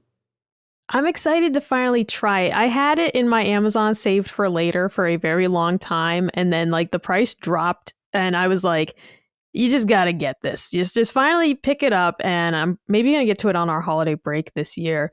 But I kept seeing like reviews for it that were good, and I was like, I think I'll like it. It just is, though. Typically when I'm playing these games, it's like, I just want to be, peaceful farm life, lusting after someone else's husband, like that's the game. It's a dream. And we'll see, how I feel about Harvestella having like the combat thrown in. And I mean, that could open doors for me to say, wow, now I want to try the Rune Factory games, which I have also not tried because I typically don't want to mix combat with my farm life. And then I would recommend Guardians of Ozma, which is very good. Okay. Oh yeah. See, that's the thing. If I end up liking Harvestella, there's going to be so many more games for me to get into. Next, we had Hades 2. launching first on Nintendo Switch 2 for consoles. The digital version is available September 25th and physical is out November 20th. So it's just like Hades 1 where it came out first for consoles on Switch 1. But it's coming out early access now. We're getting the 1.0, so I will finally play the game because it's out of early access. I'm very excited for Hades 2. I really enjoyed the first one, so I'll be there. Hoeg, you're nodding. You'll be there, I assume. Oh, this was one of my favorite announcements of the Direct. I mean, Hades 2 is done and it's coming in 2 weeks. Let's go. Yeah, very soon. Silk Song and Hades 2 in the same month. Awesome stuff. Pretty crazy, yeah. I feel like throwing up. What a throw up, man. Yeah. So many fucking games, dude. Yeah, dude. Gene, you're going to play this too? Yeah. You going to play it, Gene? Of course. Yeah. But like how, when? I don't know. How, when? Yeah, that's a different question. Yeah. I definitely want to. It's Hades 2. Hades 2 is awesome. And I did play the early access. It was great. I finished it. And I was like, okay, I finished it. I don't want to play anymore until it's done. And now it's done. And I'm like, fuck. God damn it. Yeah. Thanks. Micah, are you interested in Hades 2? Yeah, so I really liked Hades. I never actually beat it, though. I got to the final boss numerous times, and I just am not good enough to beat it. But I'm going to get the second one, and I'll probably have the same experience, which is fine. I liked what I played. Yeah. I loved Hades. I liked what I played of it. I just am not good enough to beat it. But that's fine. I was talking to Colin because I'm kind of torn on... I had pre-ordered Silent Hill F, but I'm like, I get too scared every time in horror games. Like, I've never beat one of the Fatal Frame games as much as I like them because I get too scared every time. And I'm kind of like, do I play it and just say, like, that was a fun couple hours, but I'm out? Or do I just say, like, I don't think so. Hades 2, I'm going to get it, and maybe I won't be good enough to beat it, but I'm sure I'll have fun with whatever how far I get. Did you try turning on God mode in Hades? I don't know what that is. Every time you die, it's basically easy mode where every time you die, you basically get stronger. Every time. Oh, you die. So I didn't know that existed. Yeah, well, so I'd like to see the final cutscene, so maybe I'll do that because I'd like to see. Yeah, I got some bad news about that being the final cutscene. Yeah. No, I know. Okay, but I just want the satisfaction. At least beating the last boss. So yeah, if you just keep doing runs, that eventually you get to a point where the game gets really, really easy, and you can just like blow through it. So. Yeah, no, I'll probably do that because I've always had this dream of going back and beating it, but truly I'm like, how much more time am I going to put into this? I can't fucking beat the game. Yeah, and it's fine. I'm not mad. Like, I'm not mad at it. I clearly wasn't clamoring for easy mode because I didn't even like Google it once. I was just like, it's just too hard for me, bro. It's all right. But I'm definitely going to get this and check it out. They did add it later on, so you know. So yeah, you probably played it earlier, and you're just like, "Damn, this is tough." And the game is tough. You're not wrong. So. Yeah, and it's tough because it's a game like it's not my normal type of game, right? Like when Colin was playing like Returnal, I'm like, "Fuck that! I'm not playing that. No thanks." Something about Hades specifically. And maybe it was just the art style. I just was like, this looks beautiful and I just want to play it. But I got it when Target had buy 2, get 1 free on Switch games. And so I told myself, like, well, if I don't like it, it was free. It's a good physical game to have for sure. Right. So that was a big reason why I did check it out and try it. But yeah, I'll check this out for sure. I'm not confident I'll actually be able to beat it, but that's fine. I appreciate studios that are just like, the game's difficult. And I'm like, oh yeah, that's cool. Yeah, that's all right. All right. Next, we had new Kirby Air Riders amiibo coming. Kirby and Warp Star and Bandana Waddle Dee and Winged Star. They launched the same day as the game on November 20th. Tap them to summon figure players in-game that you can train and level up. You can swap riders just like in the game and choose your rider and machine. Let's see. It says, look for Kirby Air Riders amiibo updates in the future. And also, another Kirby Air Riders Direct is coming. And I was like, the craziest dude, you had a very in-depth one already from Sakurai, and I guess Sakurai is ready for more. But what Sakurai wants, Sakurai gets, man. It feels like they're holding out something on City Trial, right? Yeah. It's like, what could you possibly tell us about this game? I don't know. Seriously, because I did not watch the full Kirby Air Riders Direct because I'm like, you're showing us way too much. Like I watched maybe half of it, and I said, I just don't want to see anymore. I want to play the game and be amazed, but I don't want to see all of this before I play it. So I like cut out of that early. So I am shocked that there's going to be another Air Riders Direct. Well, the one thing that I will say to their credit on the first one was that in my house, Kirby Air Riders was like, we got a racing game already. Why do we want this? I'm not interested, Dad. Don't put that on. And by the time that I think 45 minutes was over, they were all on board, really excited about the game, and said, "Oh, we're definitely getting that, right?" Mm-hmm. So, like, that is a super effective sales pitch that Sakurai put up there. I just don't know what more he could say. Yeah. Gene, what about you with this? You played Kirby Air Riders, right? You're just I did. Amiibos. As someone who's literally played the game, well, first of all, the Amiibos, god damn it, man. I can't stop. I can't keep buying Amiibos. But this is Kirby, though, so I might have to definitely get the Kirby Warp Star, especially you can like switch them on and off, and it's like going to be $40. It's just Jesus Christ, but Kirby is my brand. Dude, Amiibos are so fucking expensive. It's crazy how much it's really expensive. I saw Street Fighter ones yesterday. They were $40. I was like, what? It's insane. Street Fighter ones. I want the Street Fighter ones, but I got like big statues of the Street Fighter characters, so so I'm just not gonna buy. Yeah, you're good. But Kirby, I'm only gonna get Kirby. I'm not gonna get Waddle Dee. Sorry, I love you, Waddle Dee, but I kind of want Waddle Dee. I was gonna say, he's got a bandana though, character. I know, yeah, he's great. So I might have to get both, sadly, but yeah. And as someone who's played Kirby Air Riders, I have no idea what Sakurai will have in store for this next Direct. It's crazy. It's got to be some new mode that they just didn't talk about because they had an early build of the game when I played it. It had no options other than city trial and race, and that's it. So I have no earthly idea what else he could be talking about, but it's got to be important. I expect Pac-Man. I don't know how much Pac-Man. I just think a fair amount of Pac-Man. Sure. That's my guess. Speaking of Amiibo, I forgot to mention this earlier, but there's going to be Mario Galaxy Amiibos as well, new ones. Mario with Lumas and Rosalina, and that's all. Those two are also $40 each. I mean, they look cool. They're very elaborate now. Nah. Yeah. Nah, not these. They're cool, but nah. I'm good. Yeah, and I was gonna say like, I'll get them at a cheaper price, and I was like, it's like I forgot which company I'm talking about. Yeah, no, you won't.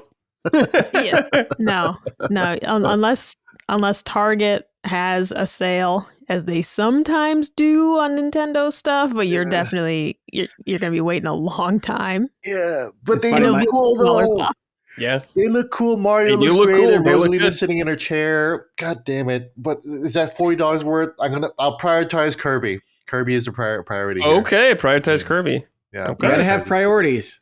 If you take nothing else from this episode, you gotta have priorities, folks. Yeah. But like with Kirby, do we know Kirby and Waddle Dee, you can just switch them on and off. So that's like an additional way to play with the game. You know. Yep. What were you saying, Michael? Do we know how much Rosalina's storybook is? The physical book that you know what releasing? I want to say. I think I had that written down somewhere. I want to say it was $25. Oh, that's not bad. Let me look. Let me double check. How weird is we're going to sell you the physical storybook, but we're not going to add the stuff that we're adding to the current version? How weird is that? Thank you. Right? Yeah. That was interesting to me when they're like, we're adding into the in-game book. That will not be in the physical one. It's like, why? Yeah, why not? But yeah, you're right, Brad. It's $24.99. Yeah, sorry, I forgot to write that down early as well. So yeah, Rosalina's storybook from Galaxy, if you want that for your collector or something like that. Very cute book, $24.99. Very cute book. Yeah, I thought that'd be more for sure, but maybe it's very short. I don't know. It is short. It is short. But yeah, it looks nice. All right, next we had Hyrule Warriors Age of Imprisonment.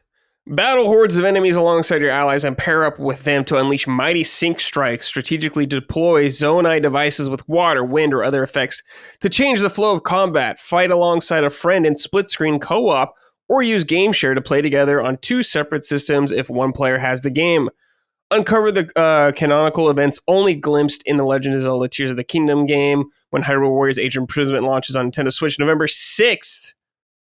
They specifically wrote canon in this. They're really leaning on canon. So yeah, I remember last time. So we'll see about that. Gene, I know you're here day one, my friend. I'll be playing it as well, begrudgingly, but I must. Did you see anything here different, Gene, that got excited? I was happy to see split screen. That's cool. I mean, it looked like ass, but it's good that it's there. Yeah, I mean, I don't need to see any more of Hyrule Warriors. Yeah, it's like, we know what it is. Just tell me it's a new Hyrule Warriors, and now it starts Zelda, and I'm just like, hell yeah. So, you know, I don't need to see it. I don't need a direct. I don't need to see any more trailers. This is becoming Deathloop for me. Just nothing will ever be Deathloop. I know, nothing will be as crazy as Deathloop for sure. Yeah. This is baby steps, basically. Baby steps keep showing up in every show too. Yes. But yeah, I'm good. I'm there day one already. So okay, please. I do think this was its best showing. Yeah, I think the first couple times I saw this game, I was like, yeah, I don't know. I'm not a Warriors guy for the most part. I do like the most recent Origins game, but I'm not seeking out Warriors experiences. Honestly, when I get to their end of show drop, the big concern I had was that they were sneaking in another Warriors game on me, which I'm very happy is not the case. But I think this is the best Age of Imprisonment has looked. And so I'll probably get it, but this is one where I probably do wait for it to come on sale at some point. I don't need that day one. Yeah. Frame rate looked wild already to me. So I can't wait to see how this game runs, because I remember the last one as well. But we shall see. Next, one of my favorite announcements of the whole thing, Dragon Quest VII Reimagined. Let's go. Rediscover a tale of plucky companions brimming with joy and heartbreak as you discover the truth behind why your kingdom is the only remaining island in the world. The game features a new art style that blends diorama visuals with Akira Toriyama's iconic character designs, as well as a streamlined main story. Moonlighting systems that allow 2 vocations to be equipped at once and more. Experience a timeless classic in a whole new way when Dragon Quest VII Reimagined launches on Nintendo Switch and Switch 2 February 5th. Out of nowhere. Excited. Yeah, we heard some rumors about this not too long ago, but I didn't expect to see it this soon. Yeah, interesting they are streamlining it more again, because the 3DS version did some of that as well, I believe. So we're getting a remake of a remake, but I'm very happy to see it. This is a Dragon Quest game I have not finished. I've played like 20-something hours of it, and I enjoyed it. But hey, looks great. I'm here day one. The art style, I wish it was a little more anime looking. Yes. It's growing on me more, but if they love remake the little dolls. No, they look cool, but I'm saying if they remake 8, I want it to look more like cell shaded, like how 8 does originally. That's my biggest thing. I hope 8 doesn't look exactly like this one, even though I think this works well with 7's art style, because 7's art style is a little different. I mean, it's Akira Toriyama, but the style's a little different. But overall, looks fucking awesome. I'm really happy to see more Dragon Quest remakes. We are for sure going to get 4, 5, and 6. I'm sure those will be HD 2D games, my assumption, though, which makes sense. I think 4, 5, and 6 might be this style. Oh, really? You think so? I think so. 1, 2, and 3 in the HD 2D, 4, 5, 6, and then 7 in this, I don't know what we're calling this, diorama doll style. Mm-hmm. I love it. This was my announcement of the Direct out of nowhere. And then they do the fly in of the rendering to the island. And I was like, is that the little square island from Dragon Quest? And this is a game where I really loved it, but there is no doubt that the pacing when I played it way back in the day is bad. Yeah, like, it's a great setup. Game. It's a great setup. It's a great concept. But they would just have almost full-length game adventures to solve any island. And if they streamlined it once and they streamline it again, I think that's the exact thing that you should want to hear from this team. There are so many times when I get nervous about a remake team saying, well, we're gonna do this with the narrative, or we're gonna change this about the character. I was really worried about the Dead Space remake, for instance. But that is such a good idea for this game in particular. And I am thrilled to see it. I love that Dragon Quest is all over everything. I wish we had more news about 12. I'd love to see some of the DS trapped Dragon Quests get out. But this is fantastic. Fantastic news. Gene, what do you think, man? All I gotta say is, fuck you, Final Fantasy IX fans. We're getting That's a Dragon me. Quest 7. We're getting a Dragon Quest 7 remake first before anything else. Yeah. Completely random. This is not one I played. Very, very excited to play this one. Nice to have one that is after the first 6, actually. Mm-hmm. So maybe they'll get to 8 eventually. It's kind of weird that they're remaking Dragon Quest at all, honestly. Yeah. But I'm not mad about it, So Yeah. I feel like they've remade a lot of Dragon Quest games. they have, and Like twice for like every game. It feels like. Well, they had mobile versions of all of them. Yeah, they had the DS versions for 4, 5, 6, I think. that's right. And so they keep remaking it and redoing it. So this just feels like more in line with that. But it just This feels is like the second remake of the game. Yeah, exactly. Yeah. As you said, the DS version, and it sucks because I actually saw the DS version on sale at a con I was at. I was like, should I just buy this one and just play it? Kind of glad I didn't, maybe, but now I'm kind of glad I did. I kind of wish I did, just so I can compare the two now. And maybe I'll try to find it, and probably get cheaper in price. It'd be nice if they fucking remade Dragon Quest V. That's the one I really love. I think they will. I think we'll get those as well. Yeah. I hope It wouldn't surprise me if they do 4, 5, and 6 all at once, essentially. Please, yeah, do it all at once. And just just do new ports.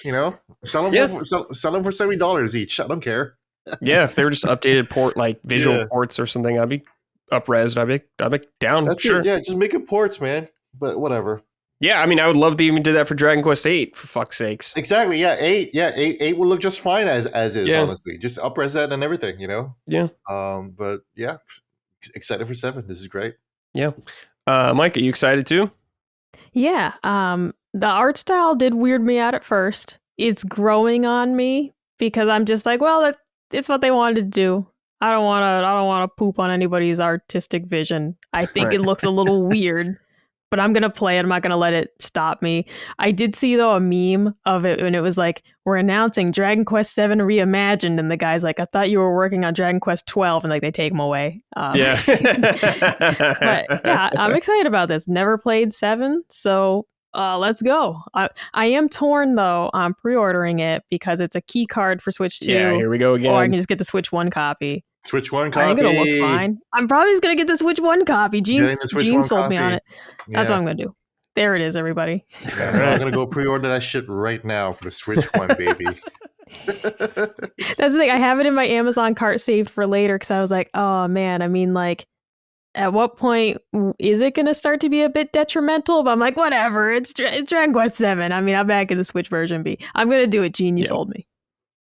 Yeah. That's famous last words from my purchases. How bad could the Switch version be? How bad could it be? Yeah. I mean, Rick, you have to understand that I played Kingdom Come Deliverance on my Switch Lite. So my tolerance for really bad Switch ports is so high.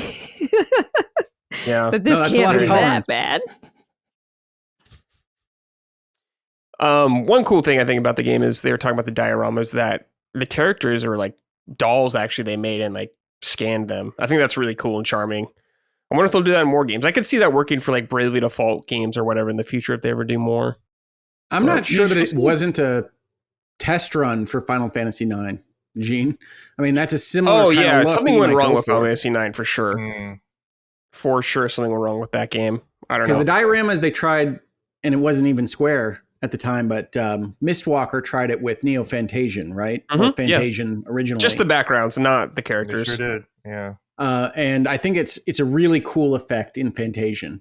Yep. So I'm looking forward to it in 7. But I would not hold out that there isn't a 9 some point in your future. Oh, Final Fantasy 9? No, I'm 100% that game existed, or at some point. I think something went wrong, though. I think it'll come back. I think it'll come back eventually, but there ain't no way that game wasn't supposed to be out already, especially with all that anniversary stuff they announced and the new designs for those characters. Something went on. Something went happen. All right. Pen and Pant wrote and said, hey, Dragon Punchers, Dragon Quest 7 Reimagined was announced at the Direct. I love the art style they're using rather than going for HD 2D. The buzz surrounding the game seems to be the art style and how much they're streamlining the 100-plus hour game. Will this be a case of the ship of Theseus, Will it be the same game people have adored for the past 25 years? Will Micah play this on the original Switch?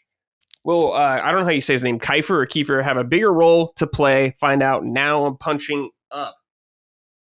Gene, what do you think about this Ship of Theseus thing? I know Yuji Horii still oversees all this kind of shit. So first of all, I just love the setup. Is what do you think of the Ship of Theseus? Like, I feel like Brad, you should just be dropping out like random, unanswerable philosophical questions as your setups all the time. Yes. Well, how would you solve the trolley problem, Micah? Yeah, they're worried that they just didn't have a lot of the original vision. That's what they're worried about. It seems like. No, I wasn't. I really thought it was funny. I liked it. Yeah. Gene, do you think it doesn't affect me because I didn't play the original? So I'm going into this as a new fan, so I'm excited. Yeah, I'm not worried about it at all. Yeah, sounds like no one's really worried about it. But yeah, it looks fine. Whatever. I'd argue it's necessary. Like, sure, yeah. For how much I've heard about that game having padding and backtracking and all that kind of stuff. The original. Yeah, that game was great, but it felt like watching an anime that had filler arcs every 2 seconds. Sure. Yeah. All right. Next, we got here the most insane announcement the entire event for me was the Virtual Boy is coming back.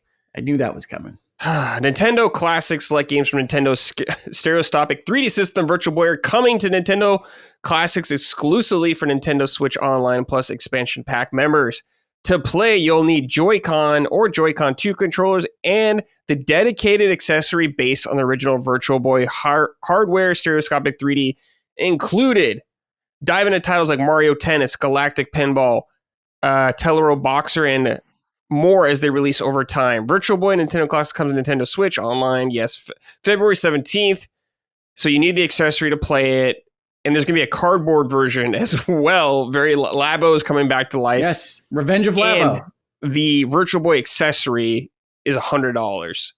We don't know how much the Labo one is, but it's $100. Dude, this is a big old skip for me. Virtual Boy sucks. That's bad. And I've played some of the games before. Virtual Boy gave me a headache when I was a kid. It sucks. The library is very limited, so we'll get all those games very soon. I can't wait for the cardboard thing to be $40. That's going to be really funny. And just the fact that you slide like the Switch dock or the screen into it is hilarious. Out of everything you're going to bring back for NSO, you bring back Virtual Boy, huh? All right. They're maniacs. This is what I love about Nintendo, right? It's that's not going to sell. That is not going to sell. Nostalgia doesn't work if nobody actually liked it when it was first released. Mm-hmm. Yeah, $100, dude. No thanks. Mike, are you gonna partake in a little Virtual Boy action? No, and I never have played any Virtual Boy games, but I just have to be honest. This is still not selling me on the vision that they had back then or now. I don't want it. I feel like it would give me like an instant headache too, just the red and black. I don't want this. I definitely don't want it if I have to buy an additional accessory for it. That's a no from me, dog. Okay. Join the Labo Legion. Yes. I already played Nintendo VR with Labo. Let's do some Virtual Boy games.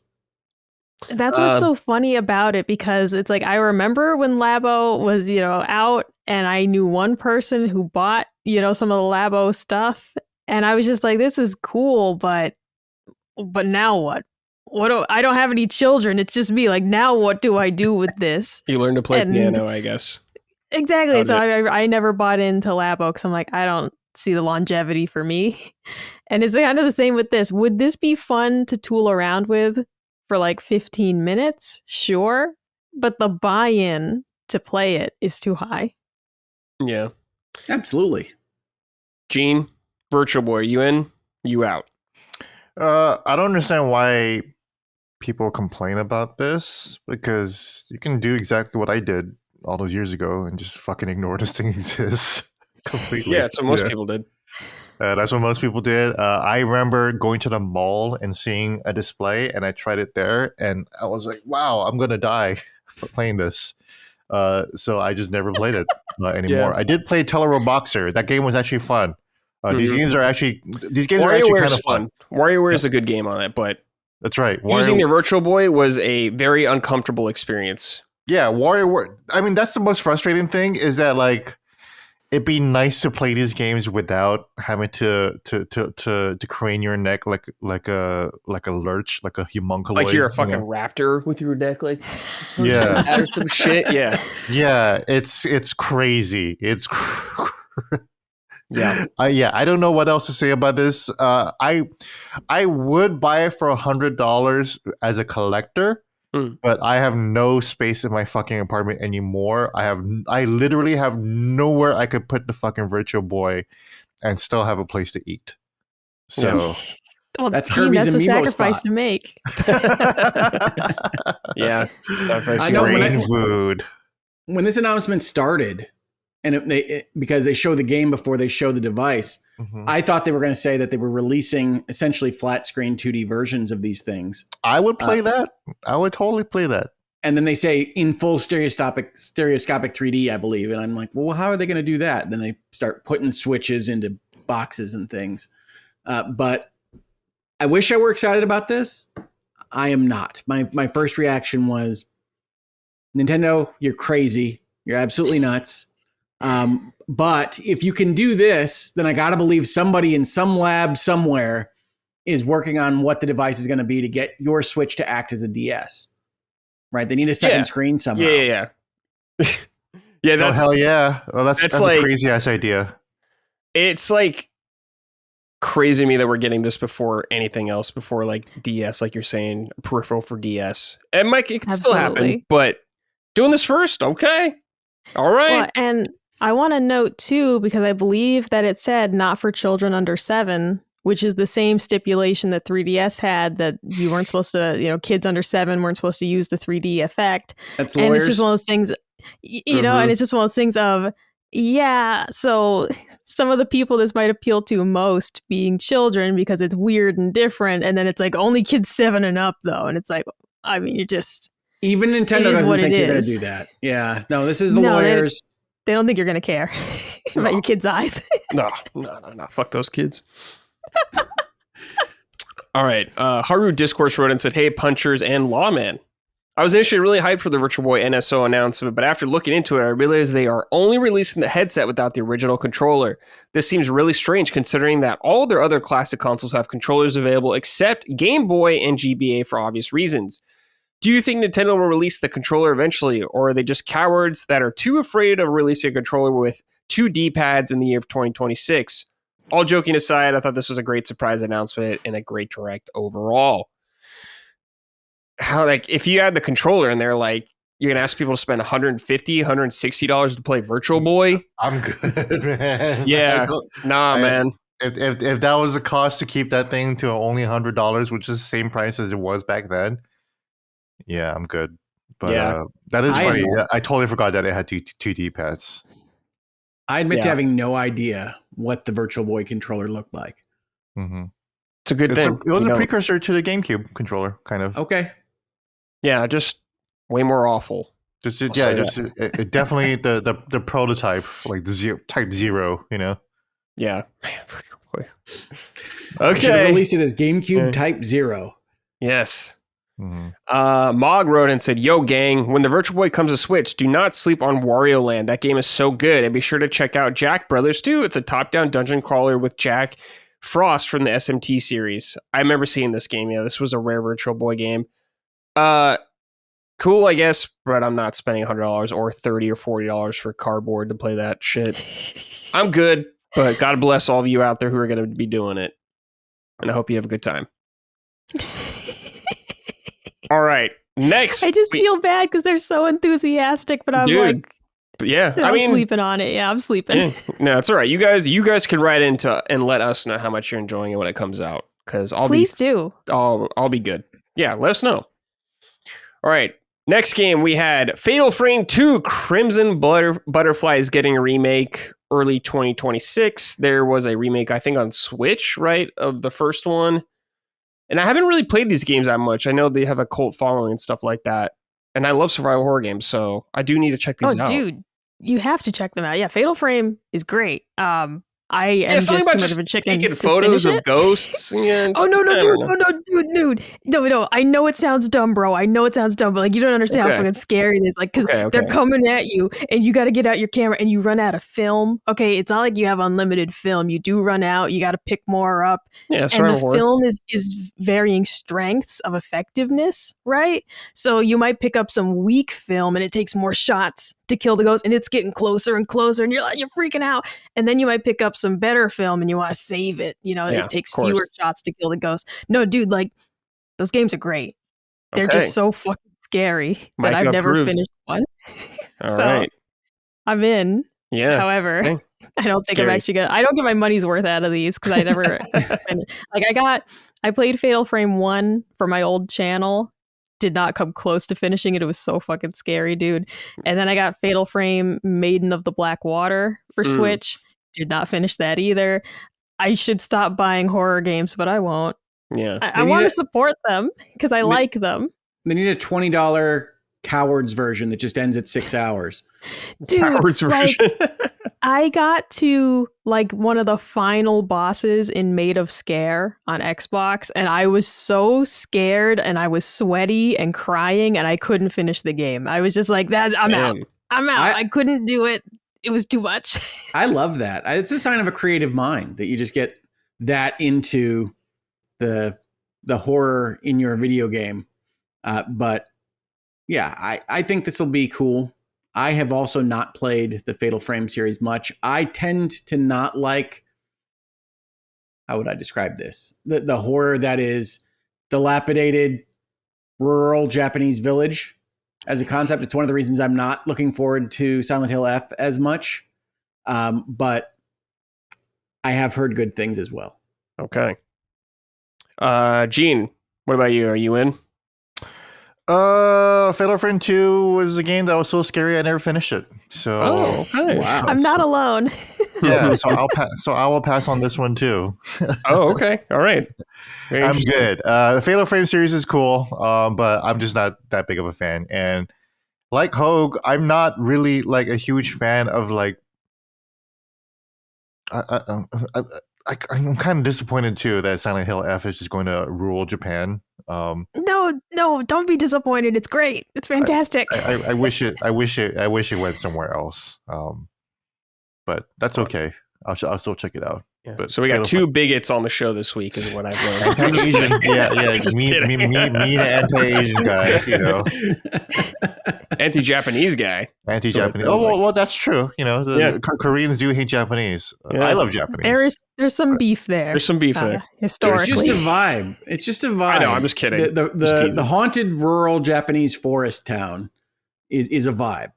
Yeah. Mhm. And that's Absolutely. that's part of what I love, because there is a creep factor too. It's like the bells at the shrine ringing in the breeze, and you're like, "Oh, what was that?" And like it gets me. It really is so effective on me. And like the original Fatal Frame, part of what makes that game really cool, no spoilers, part of what makes that game really cool is that you're essentially like investigating that a ritual has been taking place at this haunted site, right? Mhm. And it's just like, as you're playing it though, and you uncover each step of the ritual, and it's just more and more like cruel and scary. And then of course it's things like, oh my God, like I'm starting to be affected. And it's fucking, it's so effective. It's very so scary. effective and so good.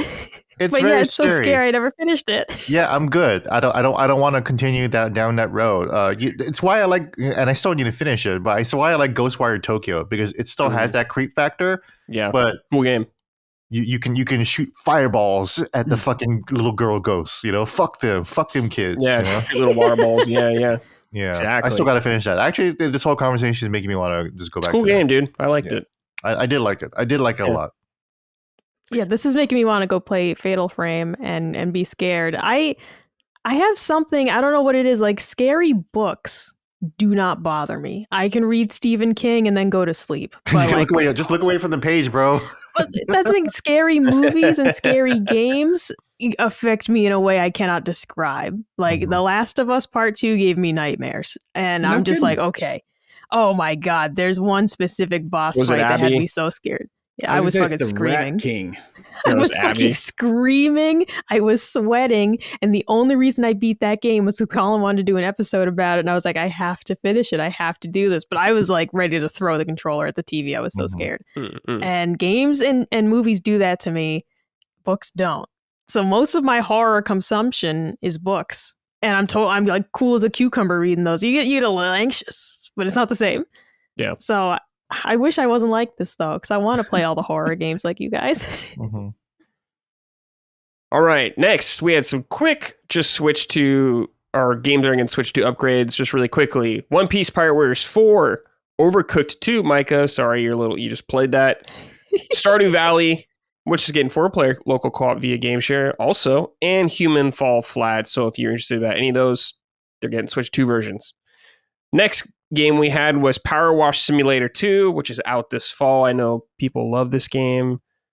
Hoeg shaking his head, or nodding his head, I should say. I am. Yeah, no, it's they really leaned in this direct in this trailer to the notion that Power Wash Simulator is a very kind of calming game. Mm-hmm. You're just kind of drawing a line over a messy something and making it clean, and it does have this kind of zen effect. So I love that they're leaning into, this ridiculous game that we made. This is what people actually like about it, is you have this kind of calming, almost therapeutic play style. And it looked really cool. I don't know where all these things are getting so muddy from, but it looked really cool. Yeah. Okay. Next, we had Suika Game Planet. This is a new Suika game, which is a very big game. I haven't played personally, but it's like matching fruit colors and all, or different fruits together. But this one is like a full 3D, it almost looks like a globe or something. You're going around this circle and doing it from a bunch of different angles. Micah, are you going to play this? I might check it out. I am a fan of the original. Dustin and Holly got me into that because they were like, this game is so addicting. And it is. Like, Suika Game is so addicting. Also very cheap. Perfect little game to accompany like football or a podcast or something.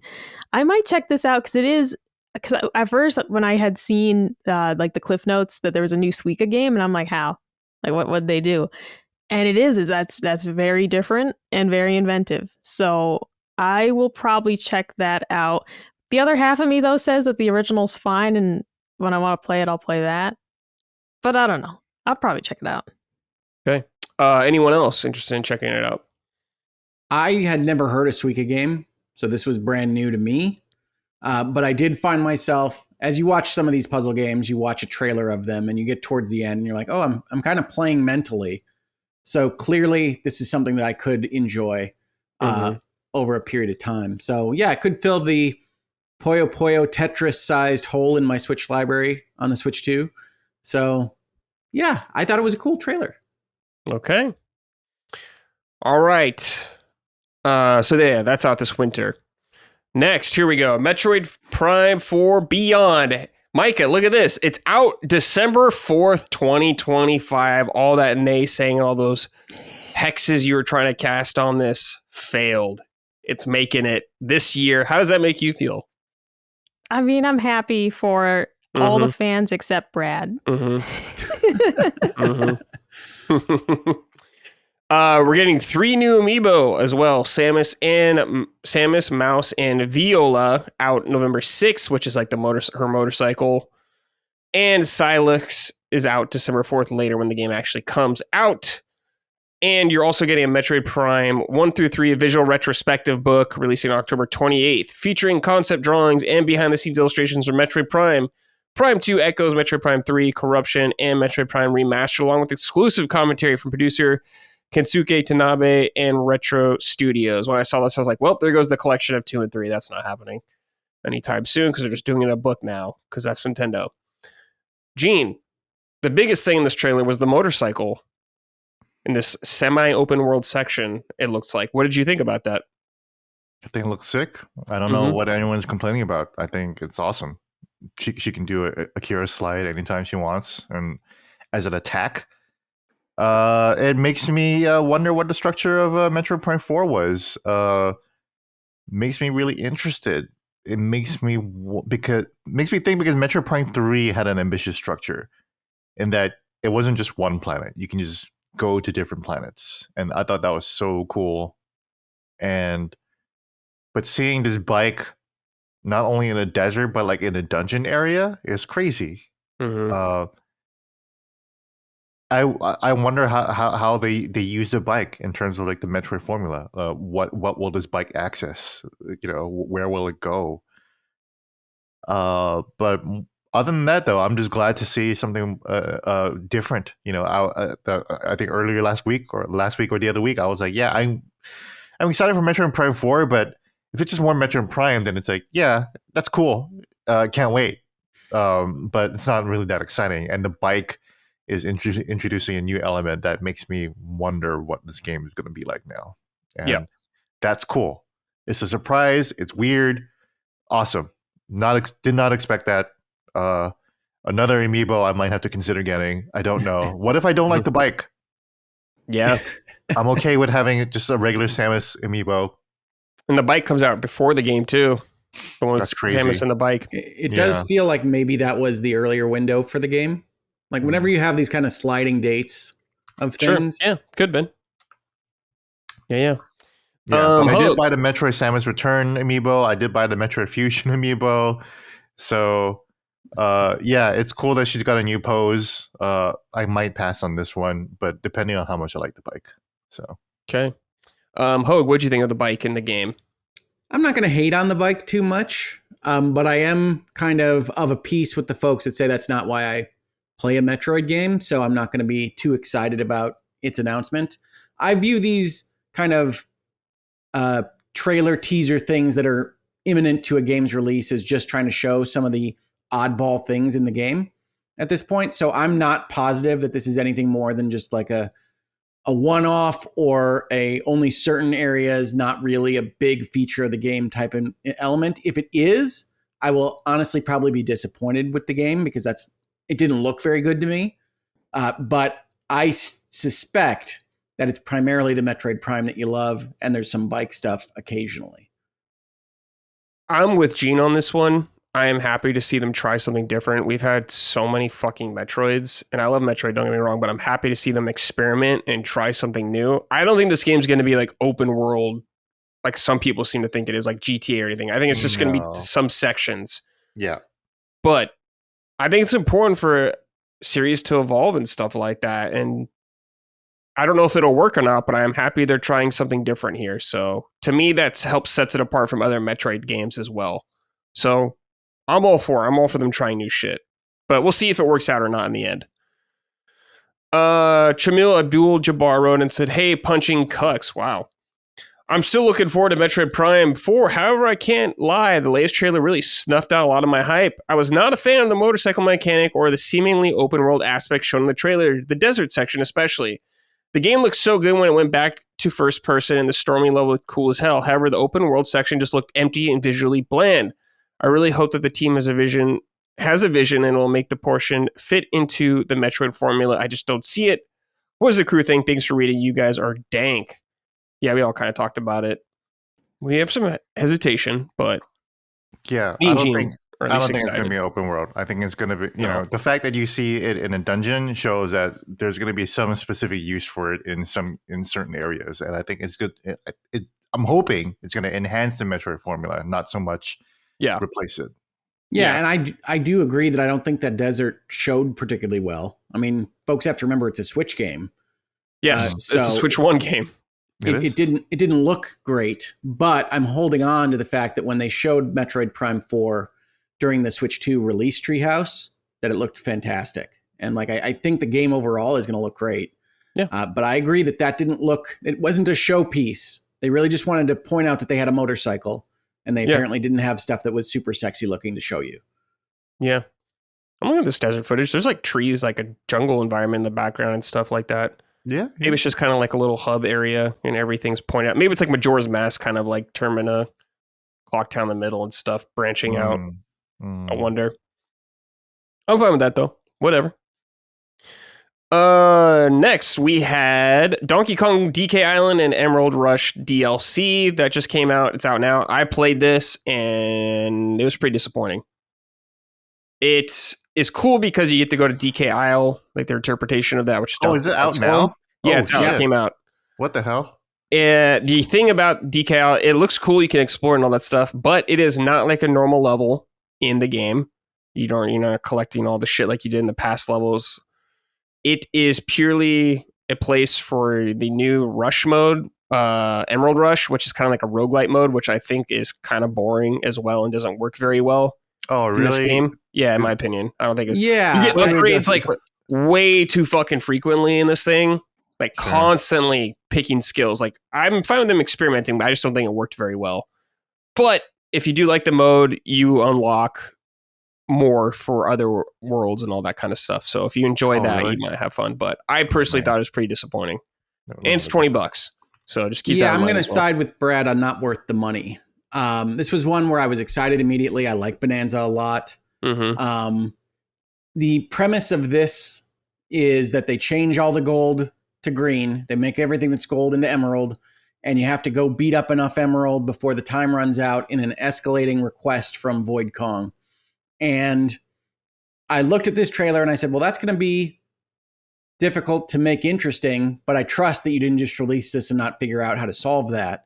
And my experience with it was they didn't solve that. Like the actual escalation, like in order to make that roguelike work, you have to be almost teetering on the edge of failure and then ultimately succeeding and getting to the next level and those kinds of things. It doesn't feel balanced properly. And it's a very difficult thing to balance because they're putting you in these whole levels and saying, go get gold.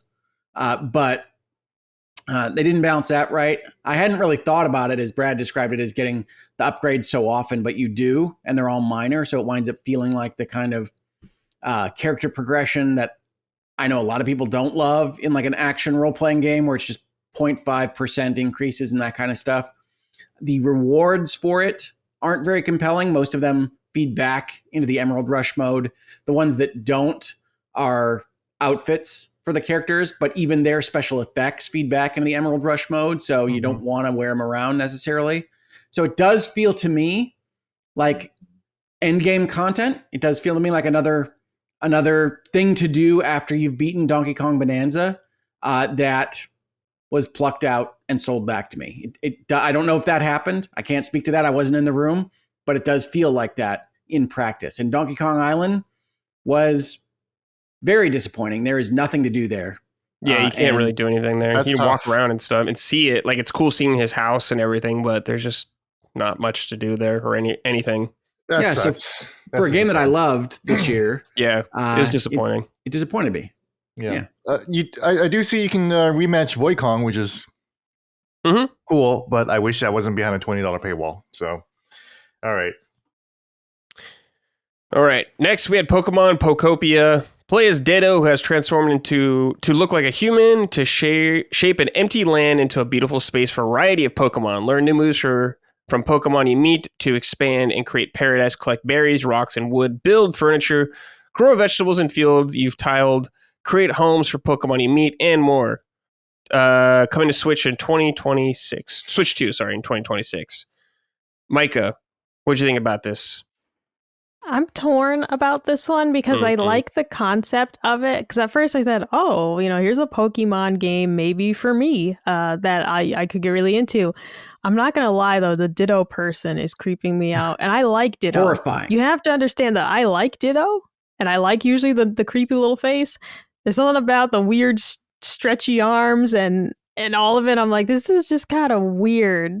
I want to see more. I am mildly excited. I'd like to see more before committing to, I'll buy that. Because on the surface, I'm like, this would be a fun way for me to interact with Pokemon, which is a franchise I don't typically find a lot of joy in. But here's a way I could have fun with this, because I, of course, love little life sims.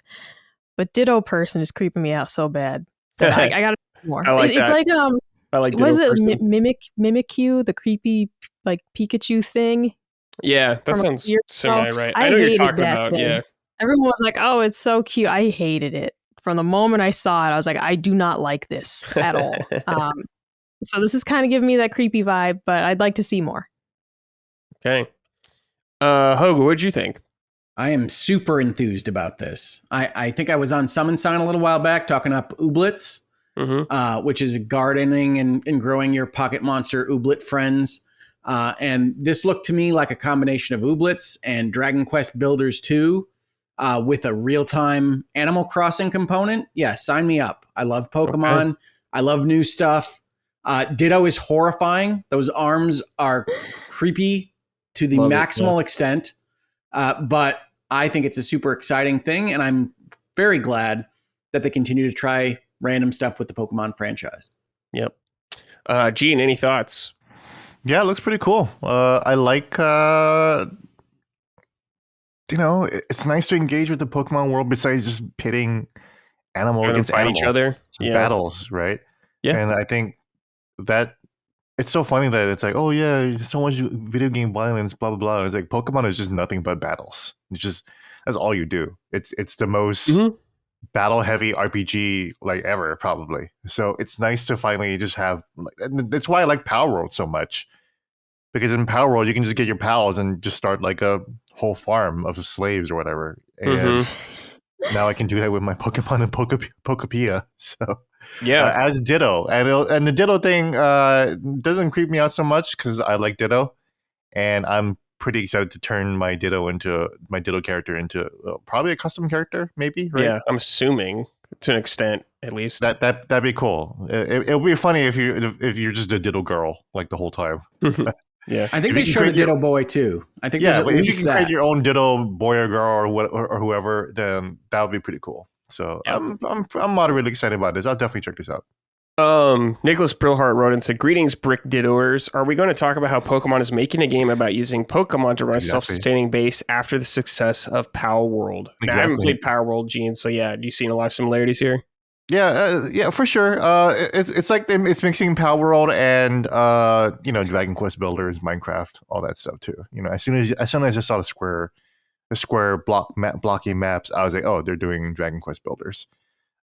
Which makes about as much sense because Pokemon, did steal Dragon Quest ideas, and we can get into and we'll definitely be getting to that later on with Hope. So. All right, next we had Pokemon Legends EA. They announced paid DLC Mega Dimensions coming later. The base game's out October 15th. Takoyaki wrote in and said, "Hey there, residents of Goonerville. What are your thoughts on Pokemon EA announcing paid DLC before the game is even out? The announcement of the DLC reminded me of the era when EA would announce a season pass and paid DLC to their games long before they were even out. Do you guys think Nintendo / Game Freak are having their 2010s EA moment, or should they have just waited after the game was released to announce DLCs? It seems like this trend will continue to escalate with Nintendo due to the colossal juggernaut that is Pokemon, with no signs of slowing down anytime soon. What do you guys think? Please let me know your thoughts. Thanks and have a splendid day." So I saw people complaining about this, and to me, I was just kind of like, where have you guys been for the past fucking decade? Takoyaki, where have you been for the last few years? What is this? Oh, is this trend going to increase? The trend has been here for the past 10 years. Yeah, people are doing this for all the time.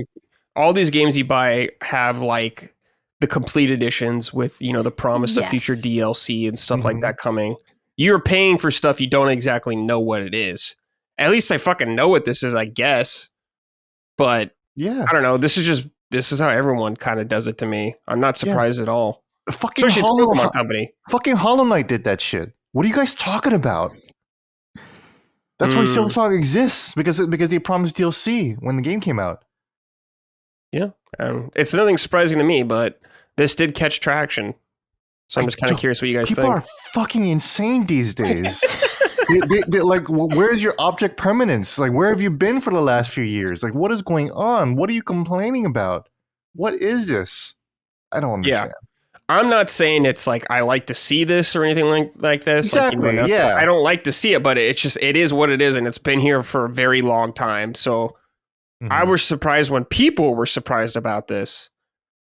And especially from Pokemon Company, I'm like, Pokemon. They're going to the same game twice. Yeah, they're going to get you constantly. Yeah. So, I don't know. I don't really get it. Yeah, indie games do this, and it's not even like we're talking about some indie game like, oh, poor Pokemon. I can't believe that I can't believe Pokemon is trading their honor to do this. To do this practice. Like, no, Pokemon has been that game since day one. Yeah. Red and To blue. me, yeah. Mhm. Yeah. Red and blue. Yeah. Yeah. They've been ahead of the game for sure. Mhm. Getting more money out of you. I don't know. Do you think you see anything, Hogue, about this that you agree with? I mean, I still Or you think ZA surprised? looks awesome. I don't know if any of you have gotten to play it yet, but No. it looks awesome from afar. And yeah, I think it looks like they hid a Mega Raichu behind a paywall. Is that what the DLC is? Do we know? Yeah, there's like 2 new Raichus it looked like. Yeah, Okay. but that's all we know. It could be a new story, blah blah blah. Who knows? Like, it's just 2 Megalo evolutions of Raichu, which is not that exciting. To be fair, I get that. Mhm. Yeah, Um, it's hard for me to get too excited one way or the other about. I saw a rendering and I don't know what it was. mhm. Yeah, Yeah, like this kind of stuff doesn't excite me about Pokemon, but I know it does a lot of other Pokemon fans. Yeah, I just won't buy it. Yeah. If it's stupid, I'll just enjoy the regular plain old ZA. Mhm. Well, and they're doing it like they did with like the Zelda expansions, right? Like you get certain treats Mhm. for the months before the expansion actually comes out. Yeah. So And they did like, call this X and Y. So if this is like, oh, we're going to be adding the X and Y city to this, and that would make me pretty excited. I do like. Yeah. I mean, Pokemon this X and Y. is it has like the main city from X and Y in it. It's where it takes place. But they might Oh. have more locations from it. Well, exactly. Yeah. If there's an expansion of it, Yeah, they could do something like that, but I know Yeah. we're looking forward to ZA here. I don't know that I'll get the expansion until I know what it is, but Yeah. for sure. yeah. So, I don't know. Not a big deal to me. Micah, what do you think? No, the first thing I thought of was just how in the past I have bought the Borderlands editions that were like, and you'll get all the DLCs that are forthcoming. Mhm. So you're pre-purchasing all the DLCs right alongside the game, and you typically are a little more surprised at what they'll be later on. I'll say I don't love seeing the DLC so early, but it's like purchasing it in advance and just like knowing that it's coming isn't a big deal for me at all with how I like buy Borderlands or Kingdom Come Deliverance, buying the special edition where it's like, and you'll get the DLC later. Yeah, that's just normal now. So That's how I got I my wasn't fourth this surprised. Yeah. Here, Damn. But this is a spoiler for what I'm playing right now, but BioShock Infinite, back in 2013, before the launch, they had an early bird special gear pack, and as well as a season pass. This has been around for like 15, 16, 20 years. Don't understand been a why while. suddenly people are just jumping all over Pokemon for this. I Damn. don't love spending money. I don't know that anybody does, but I do take a certain amount of satisfaction or happiness with the notion that a studio is thinking about their product as a long-term project to invest in. So I like that ZA, which to me is, since it's a Legends game, you never know exactly what kind of position it fills in the Pokemon pantheon, does appear to be a marquee game that they are putting substantial resources into. So I'm happy that a DLC exists for the signal that it sends that this is a serious thing for Nintendo. But outside of that, I still don't know what it is. So I'll just be excited by the base game, which comes out next month, right? Yep. Next month. What was it? It's October 16th. There we go. Yeah, exactly a month as we tape. Yep. All right. Next, we have Danganronpa 2x2. Danganronpa 2 Goodbye Despair is making the ultimate comeback. This game features a brand new scenario with completely different victims and culprits, and the freshly revamped original scenario from Danganronpa 2. Danganronpa 2x2 launches on Nintendo Switch 2 and Switch in 2026. Maddie was very excited about this. Hogue, I assume you're excited as well? Yeah, I'm of two minds, really. This is very exciting. Danganronpa 2 is fantastic. There being another route is awesome to think about, but I probably still have another 100 hours to go in 100 line at minimum, which is the current Danganronpa spiritual successor. So, like, I'm not ready to kind of transition my visual novel zany anime antics over to another project yet. So I'll be more excited about it in another however many. I think I'm owed 70 more endings in 100 line. So we'll get there. We'll get there. Mike, I don't know. Do you like Danganronpa? Are you interested at all? I don't. Okay. I don't like Danganronpa. I like visual novels. Danganronpa does not do it for me. That's an example where the art style I do find so offensive to my eyes that I cannot get into it. And then, I mean, I've watched like Game Grumps play it to see if I would be into it. I'm just not. But the art style, I'm not going to lie, is part of it. I'd find the game just unpleasant to behold. Sure. Yeah, I get it. Is it the 2D people? It's just, here's the thing. It's like, what if we took Yu-Gi-Oh and made it uglier? Like what if we took like one of the worst designs you've ever seen and we're like, hey, let's dial it up to 11. I just can't stand it. I find it just to be offensive. It's rare that I am like, oh, it matters that much. Like Dragon Quest 7, I'm like, I find the art style a little off-putting, but I'll play it. It's not that bad. Mm-hmm. This is like what we talked about previously of like it's Fruits Basket level of I can't take this seriously. I find it so ugly. I just can't do it. All right. Gina, I assume you have no thoughts on this. I have none.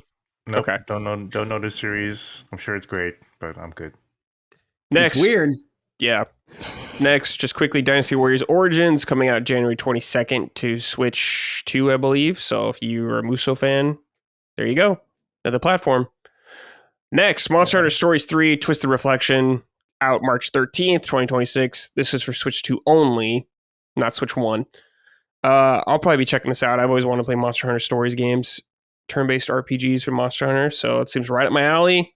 Looks pretty cool, running around a bunch of different monsters in the world, too. I'm in. This looks Anyone fantastic. else? Yeah. I'm actually surprised at how early it's coming out. I thought it was much further off. So Monster Hunter Stories 2, I think I saw both on sale pretty recently. Check them out if you haven't before. They are well worth your time. It seems like they are using this series to kind of take the RPG concepts and kind of evolve them in complexity through the series. 2 was significantly more complex than 1. This looks more complex than 2. So I think it's a really cool way to interact with the Monster Hunter world. And the graphics look wonderful. I'm looking forward to this one a lot. Cool. Micah, Gene, are you guys interested at all? I might be. Like, this is something kind of like Pokopia where I say I'm not normally into Monster Hunter, but this might be a way for me to interact with the series. The first trailer we saw at the last time they showed it, I said, yeah, I might check that out. And this was the same deal. I said, yeah, I might check that out. I'm still not 100% sold, but I'm in the positive on it, kind of camp. Yeah. Gene? Still gotta play 1 and 2, so I don't know. We'll see. Okay. All right. Next, we had just a quick montage. 2 Point Museum coming to Switch 2 October 28th. Disguise 7 Complete. October 10th. EA Sports Football Club 26. September 26th. Dragon Quest 1 and 2 HD 2D Remake. October 30th. Virtual Fighter 5 Revo World Stage this winter. Lego Voyagers September 15th. Little Nightmares 3. October 10th. Persona 3 Reload October 23rd. We've kind of talked about these games in the past. If you're interested in them, there you go. Second to last game, Resident Evil Requiem is coming to Switch 2, along with 7 and 8, and all of 3 of them launch on February 27th, 2026, which in my opinion is kind of a weird mistake to put out all 3 on the same day. But there you go. Interesting to see this game on Switch 2. I mean, it looks like big time visual downgrade, but it's cool that you can play it on there. It's an option. So that's awesome. Micah, are you going to do it? Are you going to pull the trigger? Are you going to try this out? No, I don't Too think scary? so. I think so. Like, literally during the show, I canceled my pre-order of Silent Hill F because I'm like, bitch, you're too scared. You're not going to do it. And Resident Evil 7, is that the one with like the fucking like swamp family? Yes. It is. That game was too disgusting. That wasn't even a level of scare. That game's too fucking gross. I remember actually, I was with my ex at the time, and I was like, you flat out just can't play this in my presence. Like, play it when I'm at work, I don't care. But like, this is so gross, it's making me disgusted. So I don't like that type of horror either. I don't like yucky horror either. So I'm definitely out on that. I watched Colin play the entirety of Village, and Game Grumps play it too. So I just, it's too, Yeah. seen it too many times. Okay. So I'm out. Gene, would you play Requiem on Switch too? Well, I mean, I'll play it on PlayStation first. Yeah, I mean, again, it's just weird to get all these games so late on the Switch platform. When I've already had them on the Steam Deck. So, Yeah. You know, I'm glad that that Resident Evil is finally not missing the Nintendo platforms anymore. You know, Mm-hmm. But yeah, I'm good. Yeah. Hoeg, what about you? Any interest in playing on Switch too? I don't think so. I think when these games come out and the Switch is a step or a half step behind the current generation of other consoles, that I tend to buy the things that I think are going to be graphically intensive on the PlayStation or the Xbox. So I don't think there's any question I'm going to get Requiem, but I'm almost certainly going to get it on the PlayStation. Yeah, I think we're all kind of in that same boat. PlayStation or PC for me, for sure. One of those two. Yeah. All right. I mean, you know, it's nice that it's coming out from PS4 too. So it's like, hey, yeah, that's if you're doing PS4 version, yeah, I guess sounds like it'll run great on the Steam Deck. So it's like I'll probably just buy the PC version instead. Honestly, you know, I want to play handheld Resident Evil, which I've been doing for the last 5-6 years. Yeah, there you go. All right, final game of the show: Fire Emblem Fortune's Weave. The heroic games have begun. The newest entry in the Fire Emblem series is set to enter the arena. The debut trailer provided a glimpse of the intertwining story, characters, and turn-based tactical RPG gameplay that awaits players when the game launches for Nintendo Switch 2 in 2026. Micah, what did you think of this?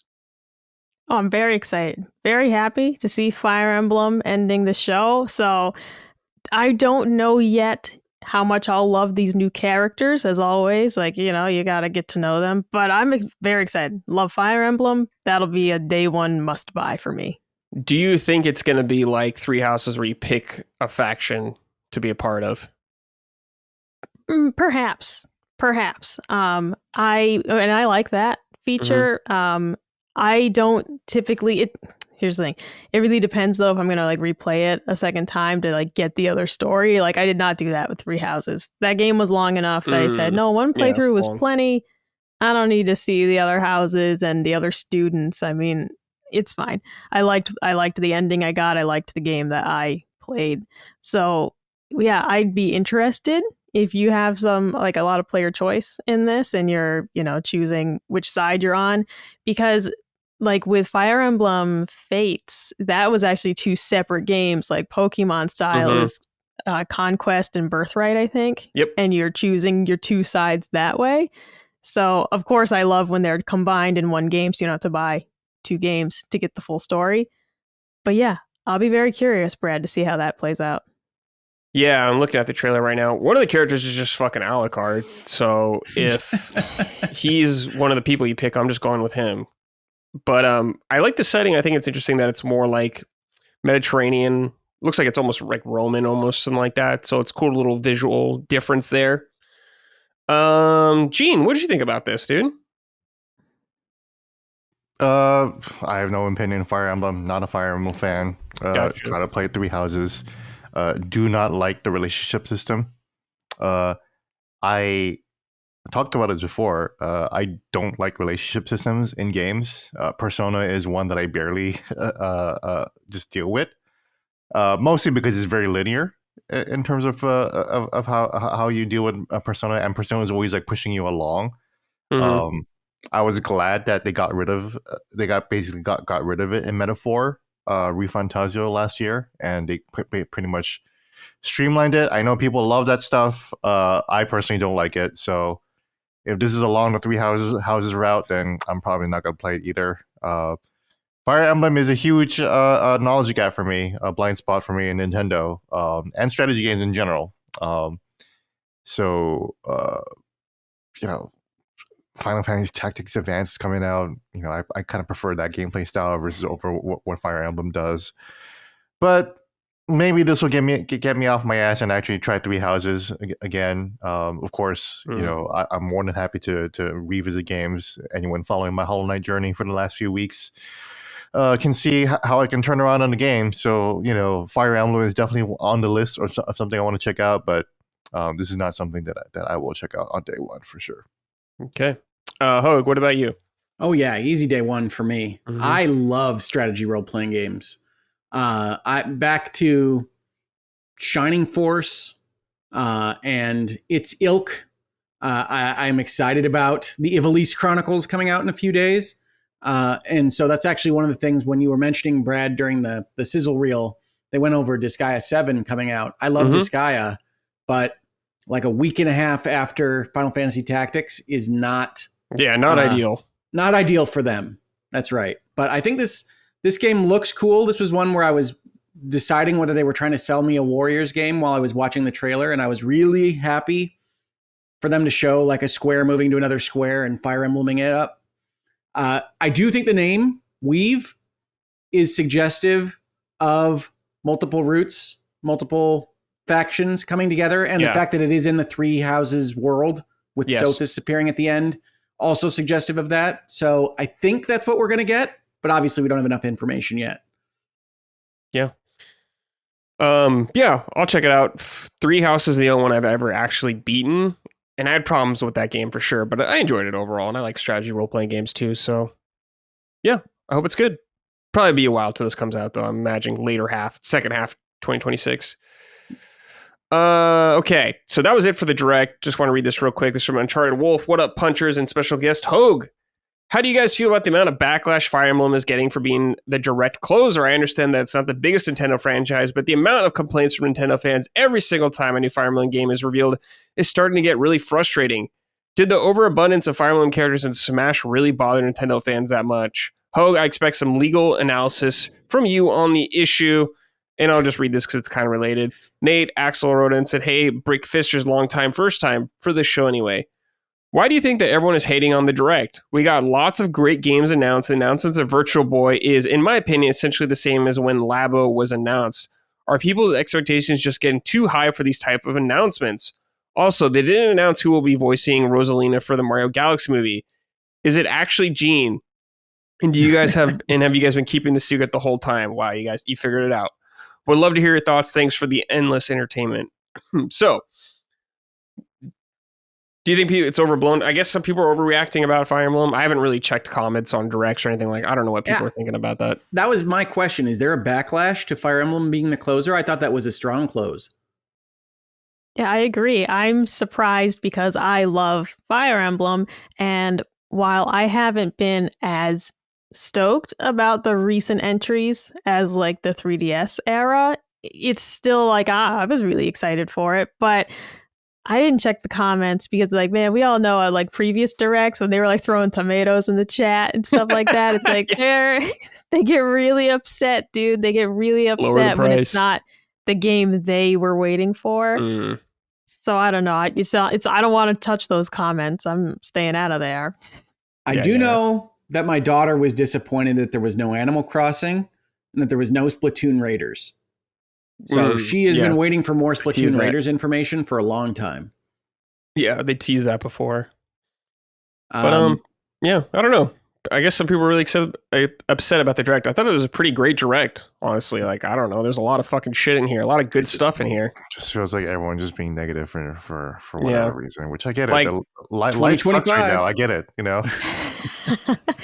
Well, and like, am I excited about the Virtual Boy? No.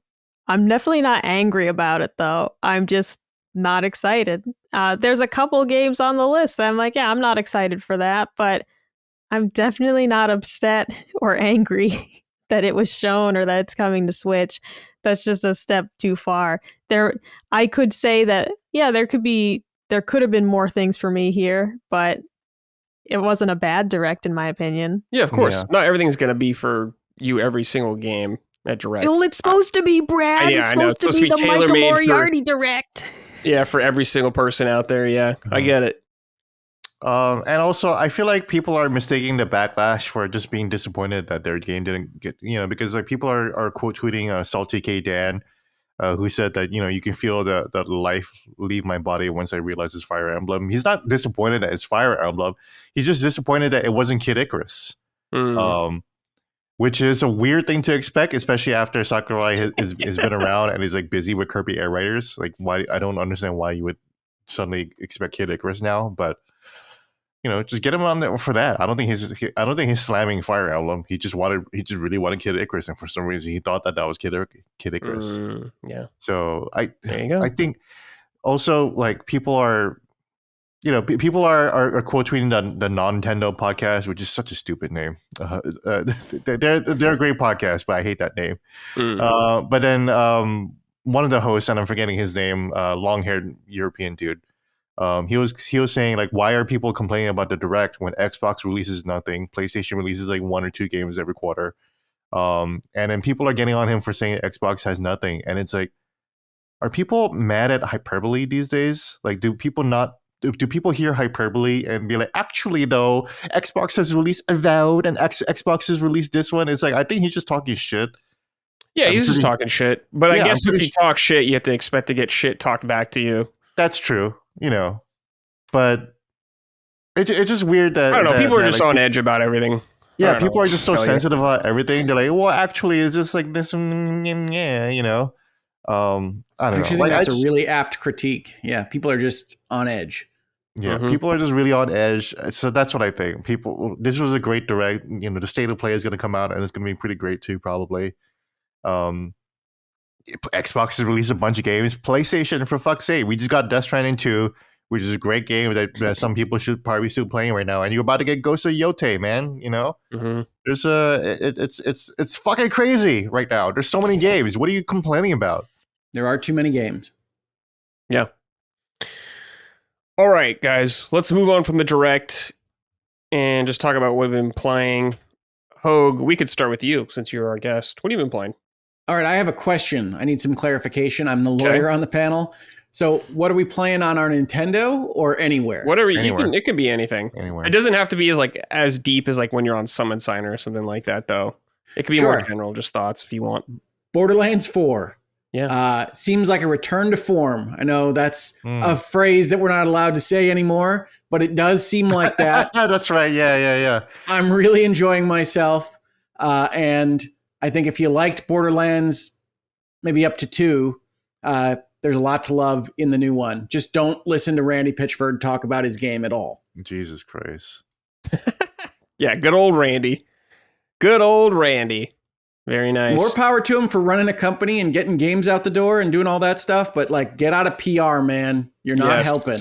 Yeah, he got a lot of sorted outs from me and Maddie and Cog yesterday on Summon Sign. He's crazy. Deserved. He's crazy. Yeah. Okay, cool. Borderlands 4. Micah, what have you been playing? Okay, I'm so close to beating Story of Seasons Grand Bazaar. Really, really close this time. I am very near, I feel, to marriage. And for me, that's the end of the game. I was going to say, I don't feel like these games have endings, so I'm curious as to what your end state is. Well, typically in the games, you do usually get the credits roll when you get married. So I count that anyways, because often the farm goals are so far-fetched. Like Trio of Towns, I put a lot of time into that game, and I was not close to completing all of the farm goals. In that game, your dad sends you farming goals to prove yourself. He's like a big city guy, and he doesn't believe you can be a farmer, right? Prove yourself. And he sends you all these goals, and you got to do all. And I did a lot of them, but I was like, it would take me probably 40 more hours to do all of these, and I was just done with it, So I got married, and that was it. And so in this game, I may actually complete the bazaar. I'm going to try. We're going to see how crazy it gets, though. Like with the bazaar, it's just you usually have a monetary goal, and then you have a goal to open more new stalls. And that is how you keep upgrading it. As of right now, I feel like it's attainable, but we'll see what the next step is. And if I'm like, oh, that's going to take 30 more hours, I'm not fucking doing that. But so we'll see. But getting married for me is usually the end game in Harvest Moon Story of Seasons. And I'm like, I did it. I did the thing. So we're getting there. I think I know I crossed 63 hours. I might have hit 65. It's been nuts. I love this game so much. I do Still too. very upset about Eric. I'm really surprised at how much I love this one. It's really good because I love these type of games, and I was interested in the market aspect, Hogue, but at first I said, I don't know how much I'm going to like that. I don't know if I'm going to find the market to be tedious. Like the first one you do, and I was like, oh, that's cool. Am I going to get sick of doing that every week? And I don't. I love filling up the stall with all the stuff and clicking. You got to ring the bell right in front of the kids' faces. You're like hitting them basically with the bell, like, come and shop here. It's great. It's really fun. It's fast paced. So I'm still having a ball with it. Yeah, the only knock I have, well, two of them is that A, Eric, not marriage candidate, which is just stupid. B, some of the marriage requirements, though, do just get like out of hand. We talked about this last week, but like some of the stuff that requires like just luck, you know, like you have to get the special fish. And it's like, that took me hours. Mm-hmm. And the whole time when you're waiting to do their task, you can't level up their affection. So it's like in game, like 2 weeks worth of not being able to talk to them or give them presents to level them up. And you're just wasting time. Or like the dude I'm trying to date, he wanted some rice and it had to be 5-star rice. So you can't buy it. You have to grow it. And rice takes 11 days to grow. That's 11 in-game days that I can't level up his affection points. And it's just like, you know, so stuff like that really slows it down in a way when they want super specific stuff. And some of the villagers, man, they ask for a lot. This one woman, she wants 20 honey. She wants like 15 mushrooms and like all this shit from me. They're asking for way too much stuff. I don't know, but it's got to be certain stars, but I'm having fun. I feel like this will be the last week I beat it. And then I got to get into Borderlands because I'm so excited for that. I'm a huge fan. It is really good. Wait. They did a really good job. Yeah, except for tech issues. That's like just been the only complaint I've heard mostly. It's just some tech issues, but other than that. Is that like on PC? I'm playing it on Xbox. Everywhere from what I've heard. Yeah, I'm on the PS5 Pro and there are definitely engine hiccup type tech problems, but not anything you can't live with, at least on my experience. Yeah, I'm sure PC's probably worse, but just what I've heard from people who've been playing it. Cool. Gene, what about you, dude? I'm finished with Silksong. Finally done. Okay, cool. Managed to get 100% completion on it. 100%, nice. 100 percentage meter, and I did it in 34 hours. Which now this is going to sound bad to the mathematicians in the community, but is that the complete number for Silksong? Complete number? Yeah, I think so. I don't think there's like 103% or something. Some of them go 107. Oh no, yeah. This Silksong only goes to 100% for now. Likely when they add DLC, and they'll probably creep up to 112. 112% was Hollow Knight's completion, and I actually got 108% on my recent run of Hollow Knight. And Silksong got me down. I did 34 hours, but I did that by restarting Act 1. So I restarted Act 1. I basically sped run through that thing. My first run through Act 1 was like 10 hours. And I managed to get that down to like 4 hours. So really my time is probably close to like 36, 40 hours. And I did use some guides to collect some of the last stuff. Yeah, I feel like some of that stuff I would not have found without it. Honestly, that's probably my biggest criticism of the game is that some stuff are just like really, really just hidden away where it's like, why did you think hidden? Why did you think that we were going to hit that part of the fucking roof or something? You know, it's crazy. But I love the game. Fantastic. I'm actually writing my review as podcast right now because I'm trying to squeeze that in. But yeah, fun time. I'm a huge Hollow Knight fan, so much so that I even bought Hollow Knight physical on PC.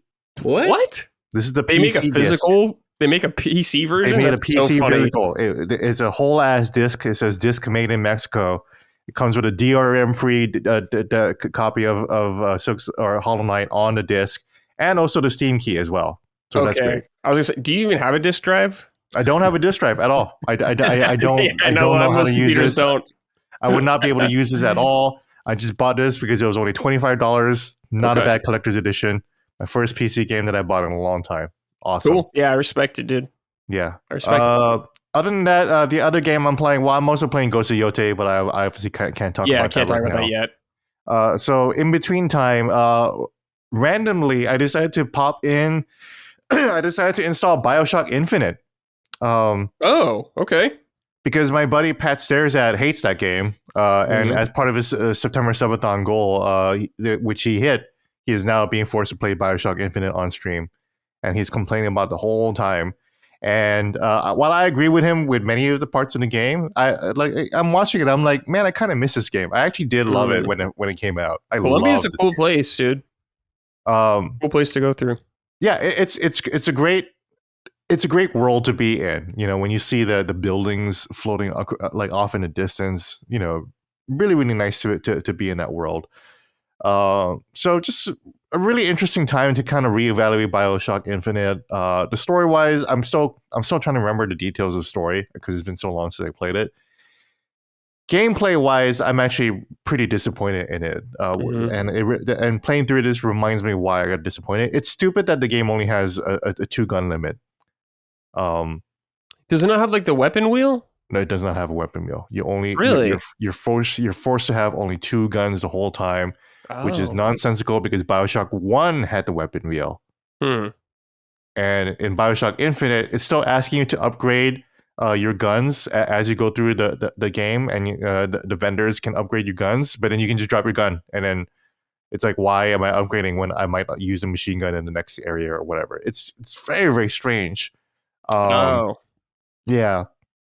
And it just feels like that, you know, like gameplay wise, Bioshock Infinite, that's where I think the game doesn't really hold up. Because when you play it, it's actually kind of boring, man. It's just a shooter. It's just a shooter with some magic powers that where the powers aren't that interesting. And there's you know, they don't really do much. Like the most interesting parts is like when you can use the rail grinding.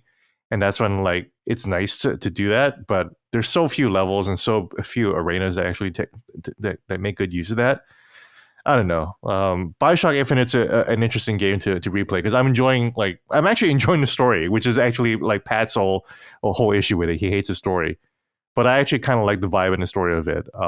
But the gameplay wise, that's where I think the game just doesn't age well because it's like the most like boring, you know, Halo wannabe, Call of Duty wannabe game. It's just so ripped far from like the System Shock and even Bioshock roots, where it's just another shooter with a Disney princess tagging along. Way more action focused. It seems it's so action focused, and I still like the melee system. I like meleeing people with the little fidget spinner hook that you get. Yeah, that's what it is. I knew Michael would like that. It's basically like a little fidget spinner on your left hand. I like, you know, grinding white people's faces into dust, bloody dust or whatever. But yeah, it's making me really interested in Judas and seeing, you know, because Bioshock Infinite was famously mismanaged, and it's like, well, can Ken Levine get his shit together this time? We'll see. We shall see. See. Did you play Judas? Because Rod Ferguson had to come in and basically chop up the whole game because it was like this project is a mess and we'll never get this out. So they basically had to remove everything. And it's like the most frustrating thing about Bioshock Infinite is when you actually go back and watch the old trailers, which you should remember. Yes, I remember that. Yeah, you should remember, Brad. All the trailers were lies. Nothing that happened that shows in the trailers is complete bullshit. The story is completely different. When you listen to Ken Levine talk about the game, it's a completely different story. It has nothing to do with what the game actually is about. He's like, oh, there's a civil war, and then Comstock is like really racist, and then there's a whole bunch of rebels, and it's like parts of that story is in there, but that's not really what the story is about. You know, the story is more about Elizabeth and Booker, right? It seems like it's not the game he wanted to make. That's not the game he wanted to make. Yeah. There's another trailer where like a bunch of people are trying to hang Elizabeth like off a tree. And when you actually know the final story of Bioshock Infinite, it's like, why would they do that? That makes no fucking sense. Why would they try to kill her? That doesn't make any sense whatsoever. Yeah, right? I remember not being a huge fan of like, especially the end narrative of that game. I won't spoil it, but yeah. It's been a long time since I've played through it, but I just remember being not as hot on it. Yeah, Did you play the DLCs though? I remember those were pretty cool. I love the Bioshock DLCs. Yeah, so I did play it, but I don't remember too much of Burial at Sea. And I remember being kind of disappointed by it. So it's like, and I'm forgetting so many of the details. I know exactly what Bioshock Infinite is about, the end game, right? I won't spoil that here, but I'm forgetting so many of the details about it. That's why it's been kind of fun exploring through the narrative again, and maybe poking holes through it and seeing like what changed. But it's like, man, those old trailers were such lies. It's crazy. It's crazy how much they just didn't put into the game. So we'll see whether Ken Levine can do it finally with Judas. Yeah, cool. Yeah, I miss first-person shooters that had a little bit more going on, collecting money, taking over turrets. Yep, having a good story. Yeah, so I'm hopeful that that's all in Judas in some form or fashion. Yeah, you're right. Like to Hoeg's point, there isn't a ton of games that are like this right now, and there's just not a lot of first-person games that do that because most first-person games are just, even Marathon couldn't be anything else but a multiplayer game. And it's like, God damn it, like I miss. But again, Bioshock Infinite was like kind of like the beginning of like moving away from that. Here is a much less complicated version of even Bioshock 1. Bioshock 1 was a nice straddle between immersive sin of Deus Ex and System Shock and something just a little bit more mainstream and just casual for people. And Bioshock Infinite, it just like goes way into casual. It's like it's the Mass Effect 3 of the Bioshock games, where it's like, oh, this is just a shooter now. Mm-hmm. Gotcha. I have been enjoying the System Shock 2 remaster from I gotta get to that. I gotta get to that for sure. Yeah. Nice. Hell yeah. Classic. Yep. Talk about being scared, Micah. Shodan. Good times. Scary AI. Yeah. For me, I played through Kirby and the Forgotten Land, the Switch 2 version. I played some of the game when it came out, but I never finished it. But I decided to go back, went through the entire game, and I really enjoyed it, man. I think this is probably the best Kirby game out there, in my opinion. Kirby, I think, is okay. I've never liked as much as many people, and I've played many Kirby games, but I think this is like a step in the right direction for Kirby, where I'm like, okay, it feels like you're evolving a lot more Kirby now, and you're doing a lot more interesting stuff, I will say, this time around. Man, the final boss of that game is fucking wild. I'll just say that too. Yeah, not what I expected at all. Yeah. I was like, what am I playing right now? This is insane. Absolutely insane. Did you finish the Coliseum? No, I haven't done that yet. There's a lot of the post game. I've only done like one level from the post game so far. Have you done any of the Switch 2 expansion? I played a little bit of it, and it because I waited until I beat the base game to check out all that kind of stuff because I didn't know like story wise or anything. But I just did a little bit of it. Hoeg, it looks like it's just kind of a new levels. It seems like old levels kind of remixed. Yeah. From what I could gauge from it so far. I always keep forgetting that I had played the DLC too. But yeah, it just goes to show that it's not that memorable, honestly. No, and I think it's only like 2 or 3 hours long from what I've read, but it's there. I would like to get to it sometime because I did enjoy the game. So good game, dude.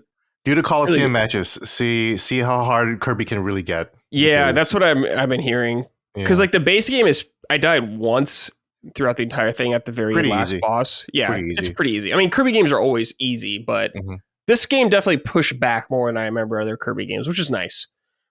But I'm happy to go through it, or happy I went through it. And I've been playing Silk Song as well. I'm about 30 hours in. I'm in the final act of this game. Fucking Brad sent me a pissed off message like at 1:30 a.m. last night. There's a part in the game where you have to go through a gauntlet of combat specifically, and I think I spent 15 minutes in it, and it's kind of broke up into sections, and I died, and I was like, okay, well, at least I did those sections of the thing. Nope, you have to do it all over again, and I was like, God damn it, dude. I don't mind runbacks occasionally and stuff like that. It all varies, but when you're giving me huge fucking gauntlets that are 15 minutes to get through again, I'm just like, oh man, I don't really want to do this again. There's a cruelness in Silk Song. What'd you say? There's a cruelness. There's a Silk Song is a very cool game. Yeah, death is kind of, there is almost no moments of peace in that game. I think it's a very demanding game where it feels like you can die from fucking anything constantly. And I think I'm ready for the game to be over at this point. I'm like, okay, dude, so we're 30 hours in this Metroidvania that's kind of pedal to the metal the entire fucking way. I'm like, all right, let's kind of wrap it up now. You're fucking fighting for every goddamn inch of the map, like too. Constantly, yeah. It's like a constant thing. And I think the game's great. It's fucking awesome, but I'm just ready for it to be over at this point now. I'm so glad it's over, too. God damn it. Yeah. I was like, and like, 100%. God. Yeah. Finally. Like, I don't think I'm going to 100% Borderlands. I'll send you my code. I don't know how to do that, but we'll play some Borderlands. I can't. Hoeg Trails is coming out this Friday. That's I'm so excited about Trails on Friday. Yeah. I haven't played one, so this will be my first one. So that's going to be my next thing. You haven't played Trails in the Sky? Nope. I haven't played any of them. So this will be my first one. But yeah, Silksong, really good game. I'm ready for it to be over. Some of that shit is really hard to find in that game too. A lot of like, I would have never known to jump at that random spot like you're saying, Gene. There's a lot. And I love secrets. I think that's all really cool, but it's just one of those things where I've had to look stuff up, which I don't love doing, but I don't want to be beating my head against the wall for 8 hours being lost in Silksong. So yeah, no, I definitely looked up some tools, like, because you got there's 57 tools. She gets like guns and I don't have a lot of that. I've definitely missed a lot of stuff. Equipment, and so like to get 100%, you need to find all the tools, and I was missing 11 of them, and I was like, holy crap, I missed so much. So I just looked that stuff up, and then some of this stuff I was like, how am I supposed to find that? That's crazy. You're crazy for thinking, like, obviously I didn't need it to beat it. It's cool. But to get 100%, like, they really wanted you. I probably would have taken like a good 50 hours probably to play it 100%, like, without any guides. So yeah, it's not bragging. I think the battles are not too hard for me, and the platforming wasn't that hard for me at all. But finding shit and combining all that with like the battles and the platforming and like being lost, that shit compounds you, and that's like where the real difficulty and I've been playing the game for like 2 weeks at my own leisure, which has been nice like that. I haven't had to rush through, so it's been good, but it's just like, I'm ready to move on at this point. I'll probably play it a little more tonight and see how I do. But once Trail's out, I think I'll just focus on that. But I did beat the base game or whatever like that, and I'm in like the final secret kind of act thing, I guess. So, but yeah, it's a really great game, especially for the price, $20, dude. What, you get so much fucking value for that. It's crazy how much content is in this game. Maybe even a little too much, but I don't know. It's hard for me to complain about that. That's different for everyone. I described it in another spot as they took my money for Hollow Knight and Silksong. I am never going to get the value out of those dollars back. And that's not to say they aren't great, and I'm glad people love them so much. They are just not for me. Yeah, it's definitely not a game for everybody. Absolutely not. No. I tried again with Silksong, and it's like, I am definitely not going to be turning that on again in the near future. Yeah, definitely not. But great game. But yeah, just ready to move on. Yeah, you have no idea how hard it gets later on. It's I believe, it's not like I struggled with it too hard, but when I beat it, I was like, how is anyone else supposed to beat this? Like, this is crazy. This is so much. Like, the Micahs of the world are definitely just shut out. That's it. You can't play this game, period. You know? Shinobi's enough for me right now. I think just some of the fights in Act 3, they have like a lot of health. A lot of these enemies, like a lot more health. It seems substantial. I feel like I'm fighting guys for a long time. Maybe just because I'm not playing optimally, which is kind of the cool thing about that game, is like, if you can really like lock in, as the kids say right there, you can do really well, which is really fun about it. But it's just a very demanding game, constantly demanding. So that's why it ain't a walk in the park. That's why I locked in. I use a lot of tools for the bosses, and I think a lot of people are forgetting. Well, I'm out of currency for a lot of that shit to use the tools, so I'm like, well, fuck, I don't really want to go grind, because I'm at a spot where I'd have to go back a little while to go grind stuff. I do think that's where the game kind of. I don't really think you needed that currency for. Yeah, I think or whatever. I think the game kind of loses its balance there. Right. Yeah, I don't think it's necessary. And this is exactly the same thing I complained about Hollow Knight way back in the day. I was like, I don't like the corpse run. I don't think this game needed a corpse run at all. No, I don't think it really does either. Yeah. It can work sometimes in some games, but the whole thing about like retrieving your body and your stuff or whatever is kind of something I've been over, even in From Software games for a long time. For sure. It was cool like earlier on, but I don't know. It's not as exciting to me anymore. Yeah, this game already has runbacks already enough as it is. Yeah, they're already brutal enough. Like the run back to the corpse is already like, oh, I gotta do this. Like, the one thing about the corpse run though is that like if you hit it in a boss room, it'll refill your silk. So you can use it strategically there. But I still think that the balance is a little off, and it's like, okay, well, maybe we didn't need that though. Yeah. I don't know. I'd rather just have infinite ammo for the tools instead of that. Would have been nicer. Yeah. So I could feel like I could use my tools and experiment more instead of rationing ammo. Mm-hmm. Maybe like a persona type of like, oh, like every time you sit at a bench, it refills your ammo or something. Yeah. As opposed to, and like it doesn't take away the currency to do it, the currency, like you just get it back automatically. You just get it back. Yeah. Exactly. I'm not saying like constant, like you can spam it forever, your tools. I'm just like, you can do 10 maybe, but once you rest, you get it all back. Because the game already gives you a maximum amount. Like my silk shot, I can shoot it 21 times, and that's nice. And it's like, okay, did I really need shards to always have that? It'd be nice to just maybe have a power that'll just refill it automatically. I don't know. It's wild. But that's what I've been playing. Let's get back into the news just for our other news story here, because the Direct was the main event of this episode. The Pokemon patent that's been going around here. A lot of hubbubaloo going around on this one right here. I'm going to read this from my Nintendo News. They have wrote an article. It says the ability to summon a character and letting it fight another is a core staple in many video games over the years, from JRPGs to the Pokemon franchise and lots in between. Now it has been revealed that Nintendo and the Pokemon Company have recently been granted a patent in the United States that covers just this, leading many on social media to utter disbelief that such a common mechanic has now been patented by Nintendo and the Pokemon Company, with games like Phrase stating that the 397 patent poses a fundamental threat to creativity and innovation in the games industry. The question is not specific to Power World, but to a large number of games that have already this mechanic, as well as future releases that will have it. This kind of seems like an insane thing that can get by in a video, like in video games in general. Hoeg, you are the lawyer. What do you think about this? I am, although I should disclaim that I am not a patent lawyer. That is a very specific area of the law. Generally speaking, patent lawyers have to have some other kind of degree to pass the patent bar, an engineering degree, perhaps. Why do we have him here then? Because it's important for me to disclaim that I probably do have more on the ground knowledge of how the U.S. patent system works. I'm kidding. Yeah, we're just joking. But, it's all right. It's like because my sister's a lawyer, and then when I got arrested for drunk driving, my mom was like, "Can't you just ask her to defend it?" She's like, "She does real estate, Mom." Yeah. I got to be honest with you. Lawyer stories. I passed the bar. I got a call seemingly instantaneously from like a fairly distant cousin asking to help with like a DUI or something. It's like, no, you don't want any of this from me. Business lawyer. I'll help you when you're starting your company. But you need somebody that actually knows how to do this. In this particular case, I do know quite a bit about intellectual property and patents. And one thing I will say is that some of the reporting is maybe a little hyperbolic. The way patents work is that you have to actually claim things that all go into making your invention, and every single thing has to be met in order to infringe on that patent.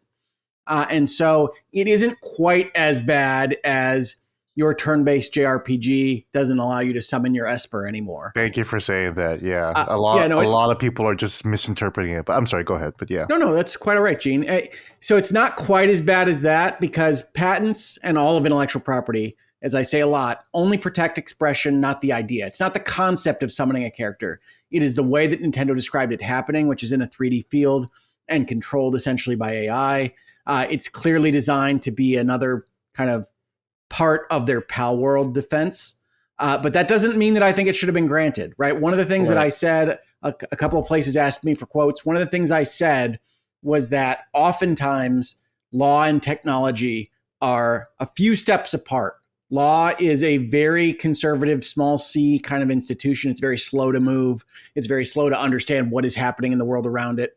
The patent office is asked to be a little bit better than the rest of law insofar as they're looking at engineering diagrams and the future, essentially.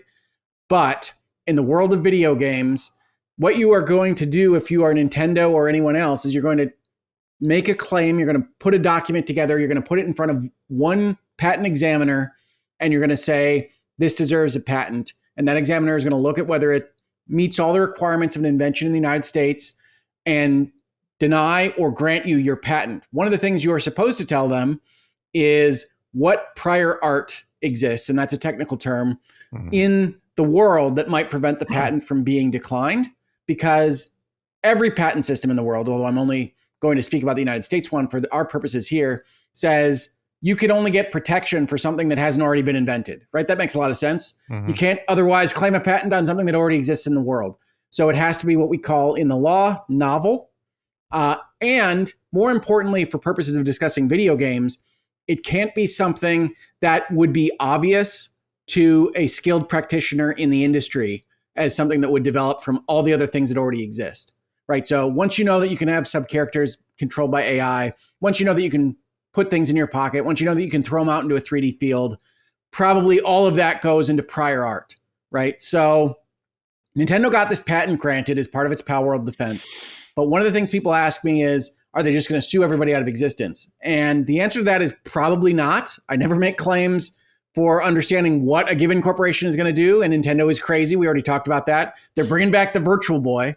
But in this particular case, I think it's more likely that they are acting as essentially a patent troll, which is to say, if you're a small company and you know this patent is out there, do you make your game anyway, understanding that if Nintendo decides to sue you, then you're in a lot of trouble because they have a lot more money than you. The legal system is really designed around who has the most resources. Unfortunately, that's just the truth of it.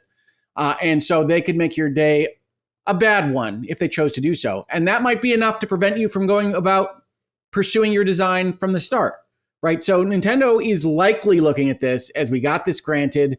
We probably snuck one by the patent office, but the patent office is not the court system.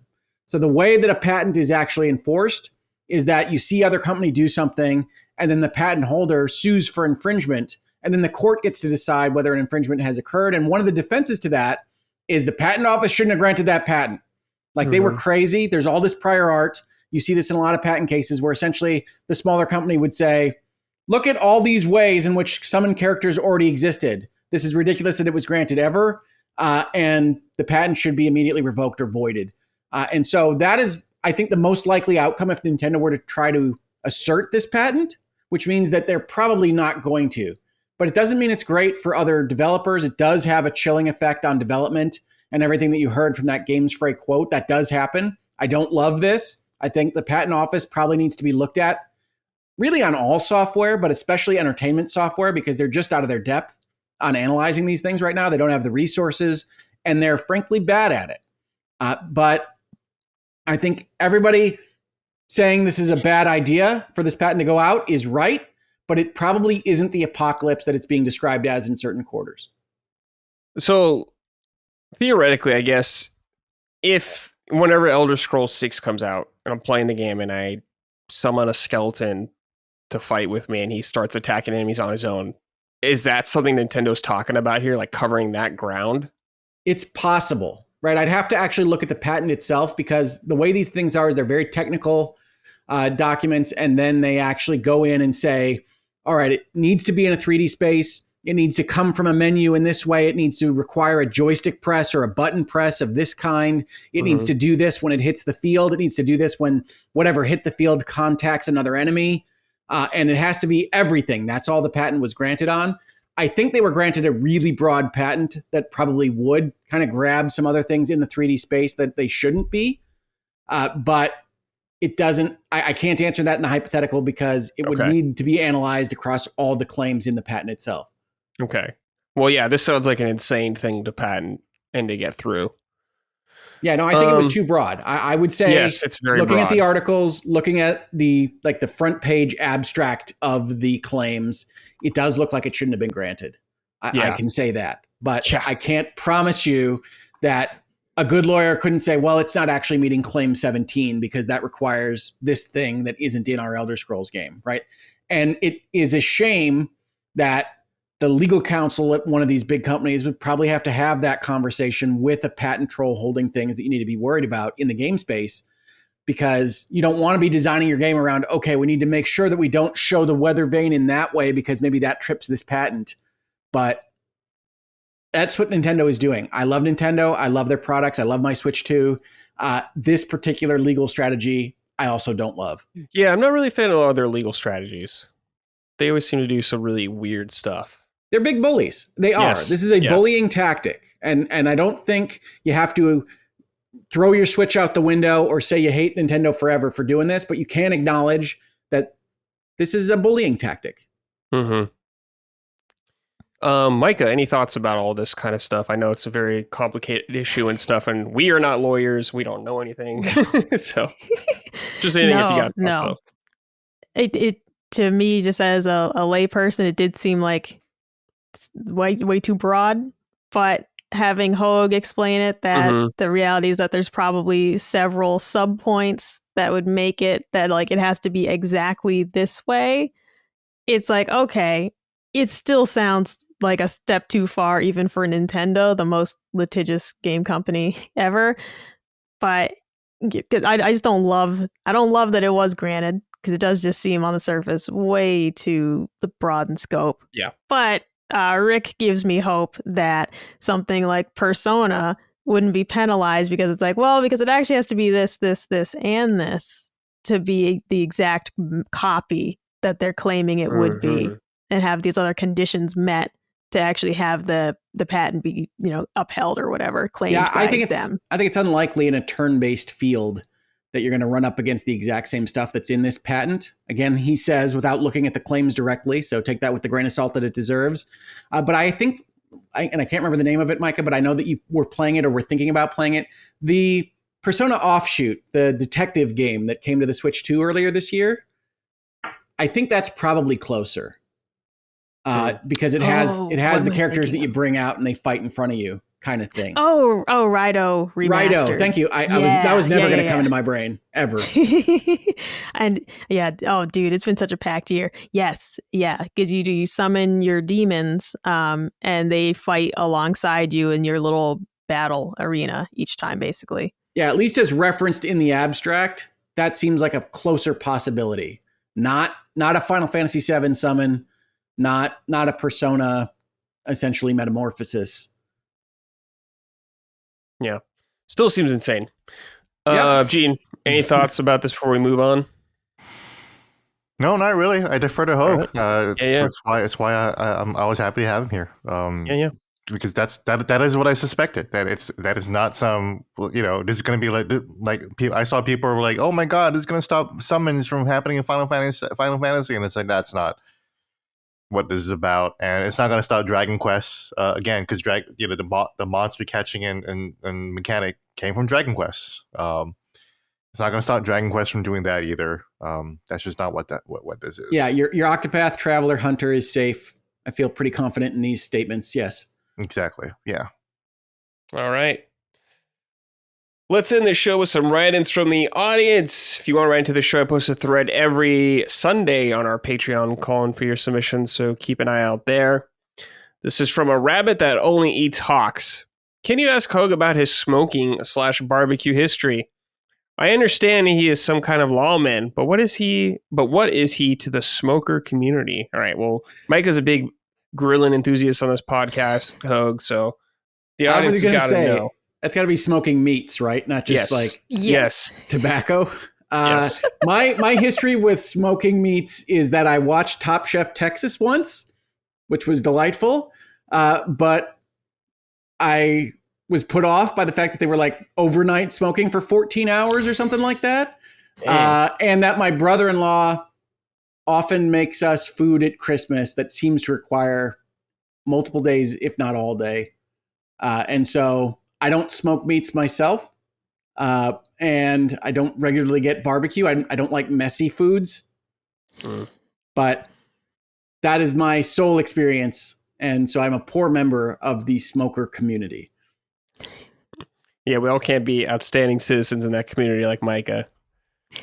And even though like I'm with you, because I have not done anything that took longer than like 6 hours. I'm not about starting it at 6 a.m. to have it ready by dinner, or people do the overnight cook starting at like 10 p.m. and let it roll overnight, and they set an alarm and go check on it periodically to make sure they're not going to burn their house down. I'm not into that either. So I'm all about just doing quicker things like ribs or like a chuck roast, things that take like between 4 and 6 hours are the sweet spot for me. but I'm not trying to do a 10 to 16 hour cook either. It's too much. Yeah. I do like the novelty of it. I mean, it was crazy to watch them like in a tent camp around their smoker, but yeah. All right. Next, we have D-Nugs here wrote in, said, "Hey, Donkey Punchers, I'm prematurely letting you know that I love the addition of Mr. Hoeg this week. My question, however, is mainly for Mr. Park. Regarding your change of opinion on Hollow Knight, how would the situation unfold if you were tasked to review the original Hollow Knight back when it came out? How do you review a game when you are not in the right headspace to play? Would the overall score have suffered? You know what I love about Punching Up? You've got great genes." Hey, I like that. Do we have more than one gene? Yeah. In our body, yes. All right. Is that a Sydney Sweeney reference? Oh no. Yes, I think maybe. so. That's what she was talking about. She wasn't talking about the Aryan race. She was talking about me, guys. That's There right. you go. That's right. You heard it here first, folks. Sydney Sweeney was really coming on to Gene Park. Yes. All right, Gene. So if you're not in the mood to review a specific game or the right headspace, how do you tackle it? Great question. I mean, like, I would say that the overall score of like Starfield benefited from my insistence on wanting to like Starfield and really wanting to like a space game. That is the one review that I would actually take back and probably just dock it off like a half point from 4 stars out of 4 stars to 3.5, because the writing wasn't that great, but I did love the game, and it's the one review that people like think that I'm insane for. Everyone has those. Will never let me go for it. I think has you're those. insane for many different reasons than that, Gene. It's Yeah, okay. exactly. Like, I don't know why me liking Starfield is the one that bothers people the most, but this is a great question, and it's one that I struggle with right now, because it's like, like now that I realize that, like a real good headspace is important. I'm trying to balance that, but it's tough. It's tough. I really do think that being in a good headspace to properly analyze a game is important. Well, I mean, it's your job, right? So can you ever go in and say, no, it's definitely not going to be this week? Like, it's just totally. I could easily say that. Like, I'm writing my Silksong review right now, but if I feel like I need more time on it, I don't think I need more time on it. I think I'm good on Silksong. I can always do that, and that's no problem. But it's like I also want to publish in time for whatever discourse or whatever the news event is. So it's tough. Like, one could argue that Colin's never in the right space for a Souls game. At the right headspace, you know that he could play one, that he's skilled enough to do it, but he's just never in the right headspace. He has particular headspaces that he needs to be in to enjoy games. Ooh, you couldn't beat the Alice in Wonderland boss in Kingdom Hearts, Gene. I don't know. No, I didn't. I don't watch those streams. Yeah, but it's so apt, because I have noticed even myself where it's like I'll try to play a game on Tuesday and be like, I'm not sure about this at all. This doesn't feel right. And you come back on a Wednesday or a Thursday and you're just in the right frame of mind and you're like, this is the best thing ever. It's like, that would completely change if I had to write a review on the Tuesday. For sure. Imagine being forced to play horror games when you're just I don't want to be in a horror mood right now, but here's fucking Chronos and here's Silent Hill F coming out next month or whatever. You got to play it. I don't envy you. Yeah. I mean, I used to be in that boat too. It's like I'd have to review Call of Duty, and I didn't want to fucking do it. Yeah, I wasn't excited about playing Call of Duty. Who is ever in the mood to review Call of Duty? Yeah. Really, right? Like, none of us wanted to do it. I don't think I've ever been in a headspace since like 2011, right? Yeah. It's been such a long time. So, you want to talk about graduating out of games? Like, I've definitely like aged out of like the mood where I'm just really into Call of Duty all the time right now. And I had to review Call of Duty recently. I'm just like, I don't know how to review this game, honestly. What am I supposed to do? What do you even say about a Call of Duty game anymore these days, honestly? You ever see that one-line review of like the college football game, which was like, yeah, I'm not going to talk about it. It's like, yeah, it's a choice. You'd be like, sure, that sure is another Call of Duty. Yeah. So, yeah, this is a great question, and it's definitely one I don't really have a clean answer for. but I do try to remove myself a little bit out. So if I did have to try to review Hollow Knight, I would have taken more time on it. I probably wouldn't have used a guide because that's what I did the first time. I just used a guide to just, I did it the Colin Moriarty way. I just sat there with an iPad and I just like ran through the game by following instructions and just doing that, which is a sucky way to play the game, but it's just, it just, I wouldn't have done that. I would have tried something else. I would have tried to put myself in the headspace and really force myself to Expedition 33 was a game that I was not in the mood to review because it's so sad and it's so depressing. And it takes forever for the story to really get going. Arguably, a lot of people seem to think the story really heats up in the first hour. I'm like, it doesn't for me, and it doesn't for Hoeg. I'm in good company here in this podcast right here. Thankfully, they can hate us equally. Exactly. But I had to remove myself, and it's like, okay, well, I did find many things to love about Expedition 33, despite the fact that I had a bunch of Expedition 33 made me so annoyed because I had a bunch of people in my DMs, like a bunch of influencers saying, Gene, this is the biggest game of all time. This is the next big thing. This is bigger than Elder Ring. This is bigger than Final Fantasy. And I'm like, okay, well, you know what? I just want to play, The Last of Us Part 2 because The Last of Us Part 2 season was coming out. And I had to review that. And I needed to be in a Last of Us mood, right? Mm-hmm. So to be in a good Last of Us mood, I felt like it was good to play the game as the show is coming out. But also playing The Last of Us is super depressing. And now I start Expedition 33, which is super depressing. And it's like, wow, I'm in a fucking shitty mood right now playing this game. That's right. That's when you take out Forza Horizon. I'm going to rave drive now. Yeah, let's go. Kirby's Forgotten Land, baby. But it's like I had to remove myself and realize, I actually do love Expedition 33. There's a lot of good things about this game that I can enjoy. And hence, I gave it 3.5 out of 4 stars, which I thought maybe I would elevate it to 4 stars eventually. No, I'm keeping it at 3.5. I think I'm happy with that. So. But yeah, Great question, and one I grapple with all the time. All right, this is from Christian Ryan. Hey, Punching Crew and Hoeg. Like many, I've been torn on the game keycard issue. Hades 2 is putting the additional cost on to the consumer with a price increase from $29.99 to $49.99 to have the full game on cartridge versus digital. Is this the right way to please everyone? I don't know all the financials, but obviously Supergiant is not Square Enix or Sega, and perhaps they can't eat the cost. However, they are at least giving the option. How do you feel about it? Thanks for all you guys do, and have a great day. All right, so is this something we would like to see more of? Paying a little more to get the game on. It's interesting that they framed it as an increase in price for the physical version. The way I've always thought about this, and maybe it's just because where I came from in gaming, was that you had to go out and buy the physical version, and digital is all still new. But I am absolutely in favor of giving the digital buyer some kind of discount. They don't have to ship it. They don't have to process it. They don't have to make the thing. And if you're not giving us instruction books anyway, then give us a discount. It's pretty steep for Hades 2 by the sounds of things if it's 30 digital. But separate the prices. One of the reasons that wasn't happening, to my understanding, was that you had retailers, brick and mortar retailers, essentially saying you're not going to undercut us with your digital marketplaces. So maybe that is weakening a little bit. And I think that's probably, if it is, to the benefit of all. So I'm in favor of it. Yeah. Gene, what do you think? Same here. I'm glad Hoeg mentioned that because from our old perspective, it's like, it's a price decrease for the digital version. That's what it is,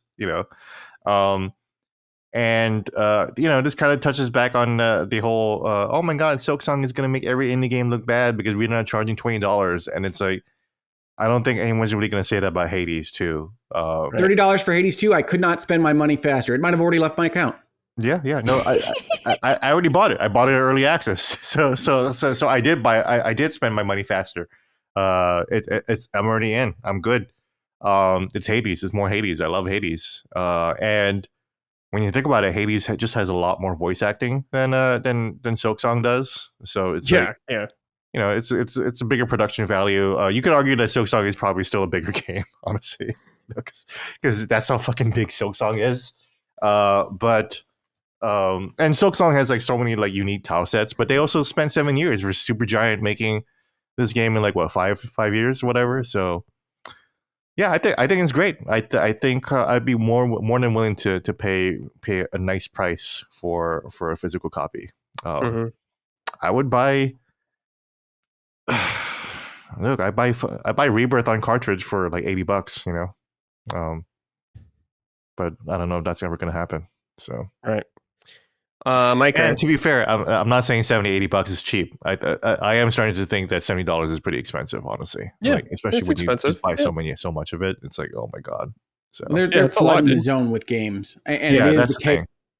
It is the case that I basically spent a number of weeks just essentially waiting for eShop sales and getting things at like 85 or 90% off. And when you buy like 4 great games that you really enjoy for like $2 each, and then you go to buy Borderlands, it's like, wow, that 70 really pops out, doesn't it? It sure does. Yeah, I just bought Assassin's Creed Rogue on Steam because I have only played Assassin's Creed Rogue once ever, way back then on the Xbox. And it's like, oh, it's fucking $2 on Steam. Buy that right now. Yeah. Mike, is this a thing you would like to see continue? Just paying a little more to get the full game on the cartridge. Yeah, I don't mind this at all. I'm someone who has said for a while that part of why I've been sticking with physical is like, well, if the digital one isn't cheaper, then I'm going to get the physical one where I get the case and the cartridge and the cover art. And so this is fine with me. I'm going to get the physical copy. I also just don't mind. I'm like, yeah, it's worth it to me. The game's worth that much to me. So I'm okay with it. I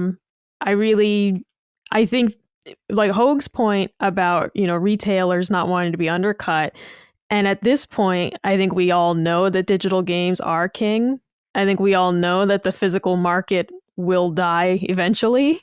So at this stage, it's like, yeah, you know what? I don't think anyone's really going to care that the digital one is $30 and you're paying the premium for physical.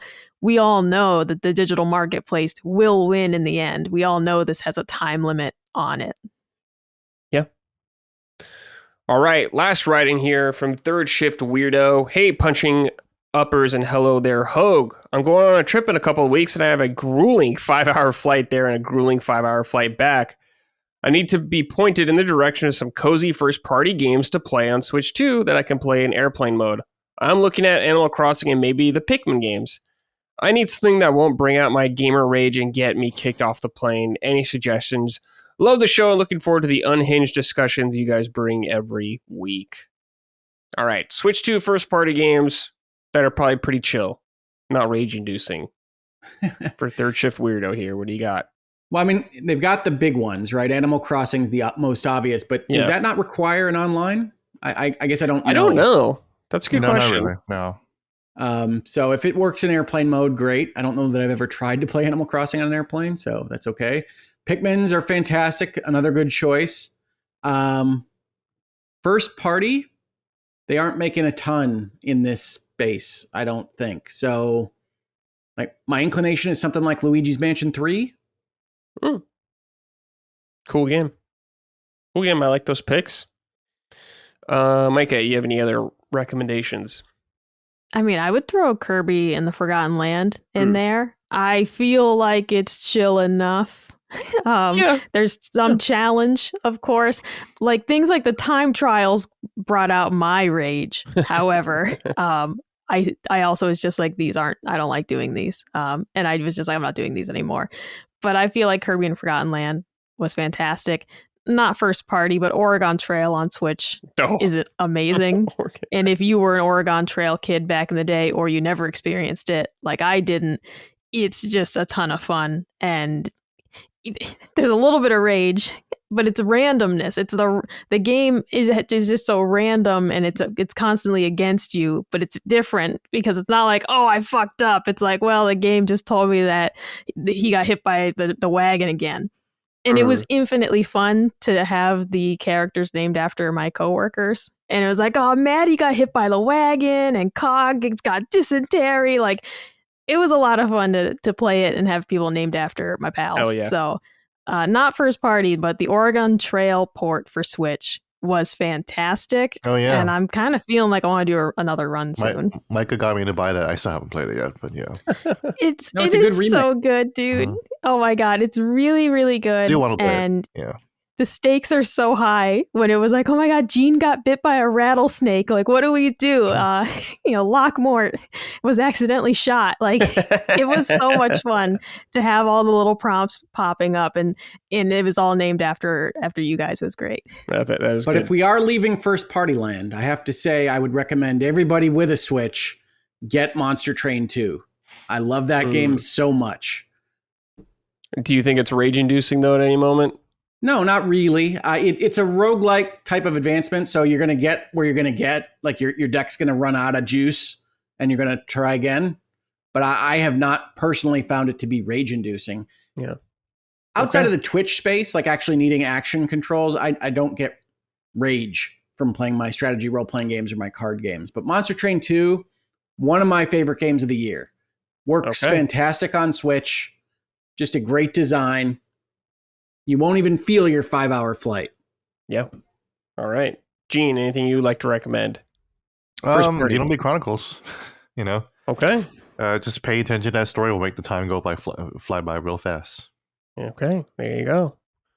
For me, I would pick Captain Toad Treasure Tracker. Oh, good Just choice. A really Yeah, that's a chill good ass one. puzzle game, dude. Go on these little cool like diorama things. Sick game, Time dude. for adventure. Yes. And it's so cute. Yes. So cute. There's a Switch update too, as well. I think they added some new content, like New Donk City. I think stuff's in it now. So there you go. All right, everybody, we are done. Hoeg, thank you for joining us as our guest. We appreciate Thank you for having me. Yeah, you were great. Thank you for the insight, especially on all the lawyer stuff. We don't understand any of that, so it's good to have someone more educated on it. Discuss it. Gene, Nintendo Micah. gives you a lot to talk about in patent land, certainly. Yes. That's for damn sure. Yeah. Oh, Hoeg, is there anything you'd like to plug before we go? Only, Anything coming up? I guess I don't know exactly when these things air at this point.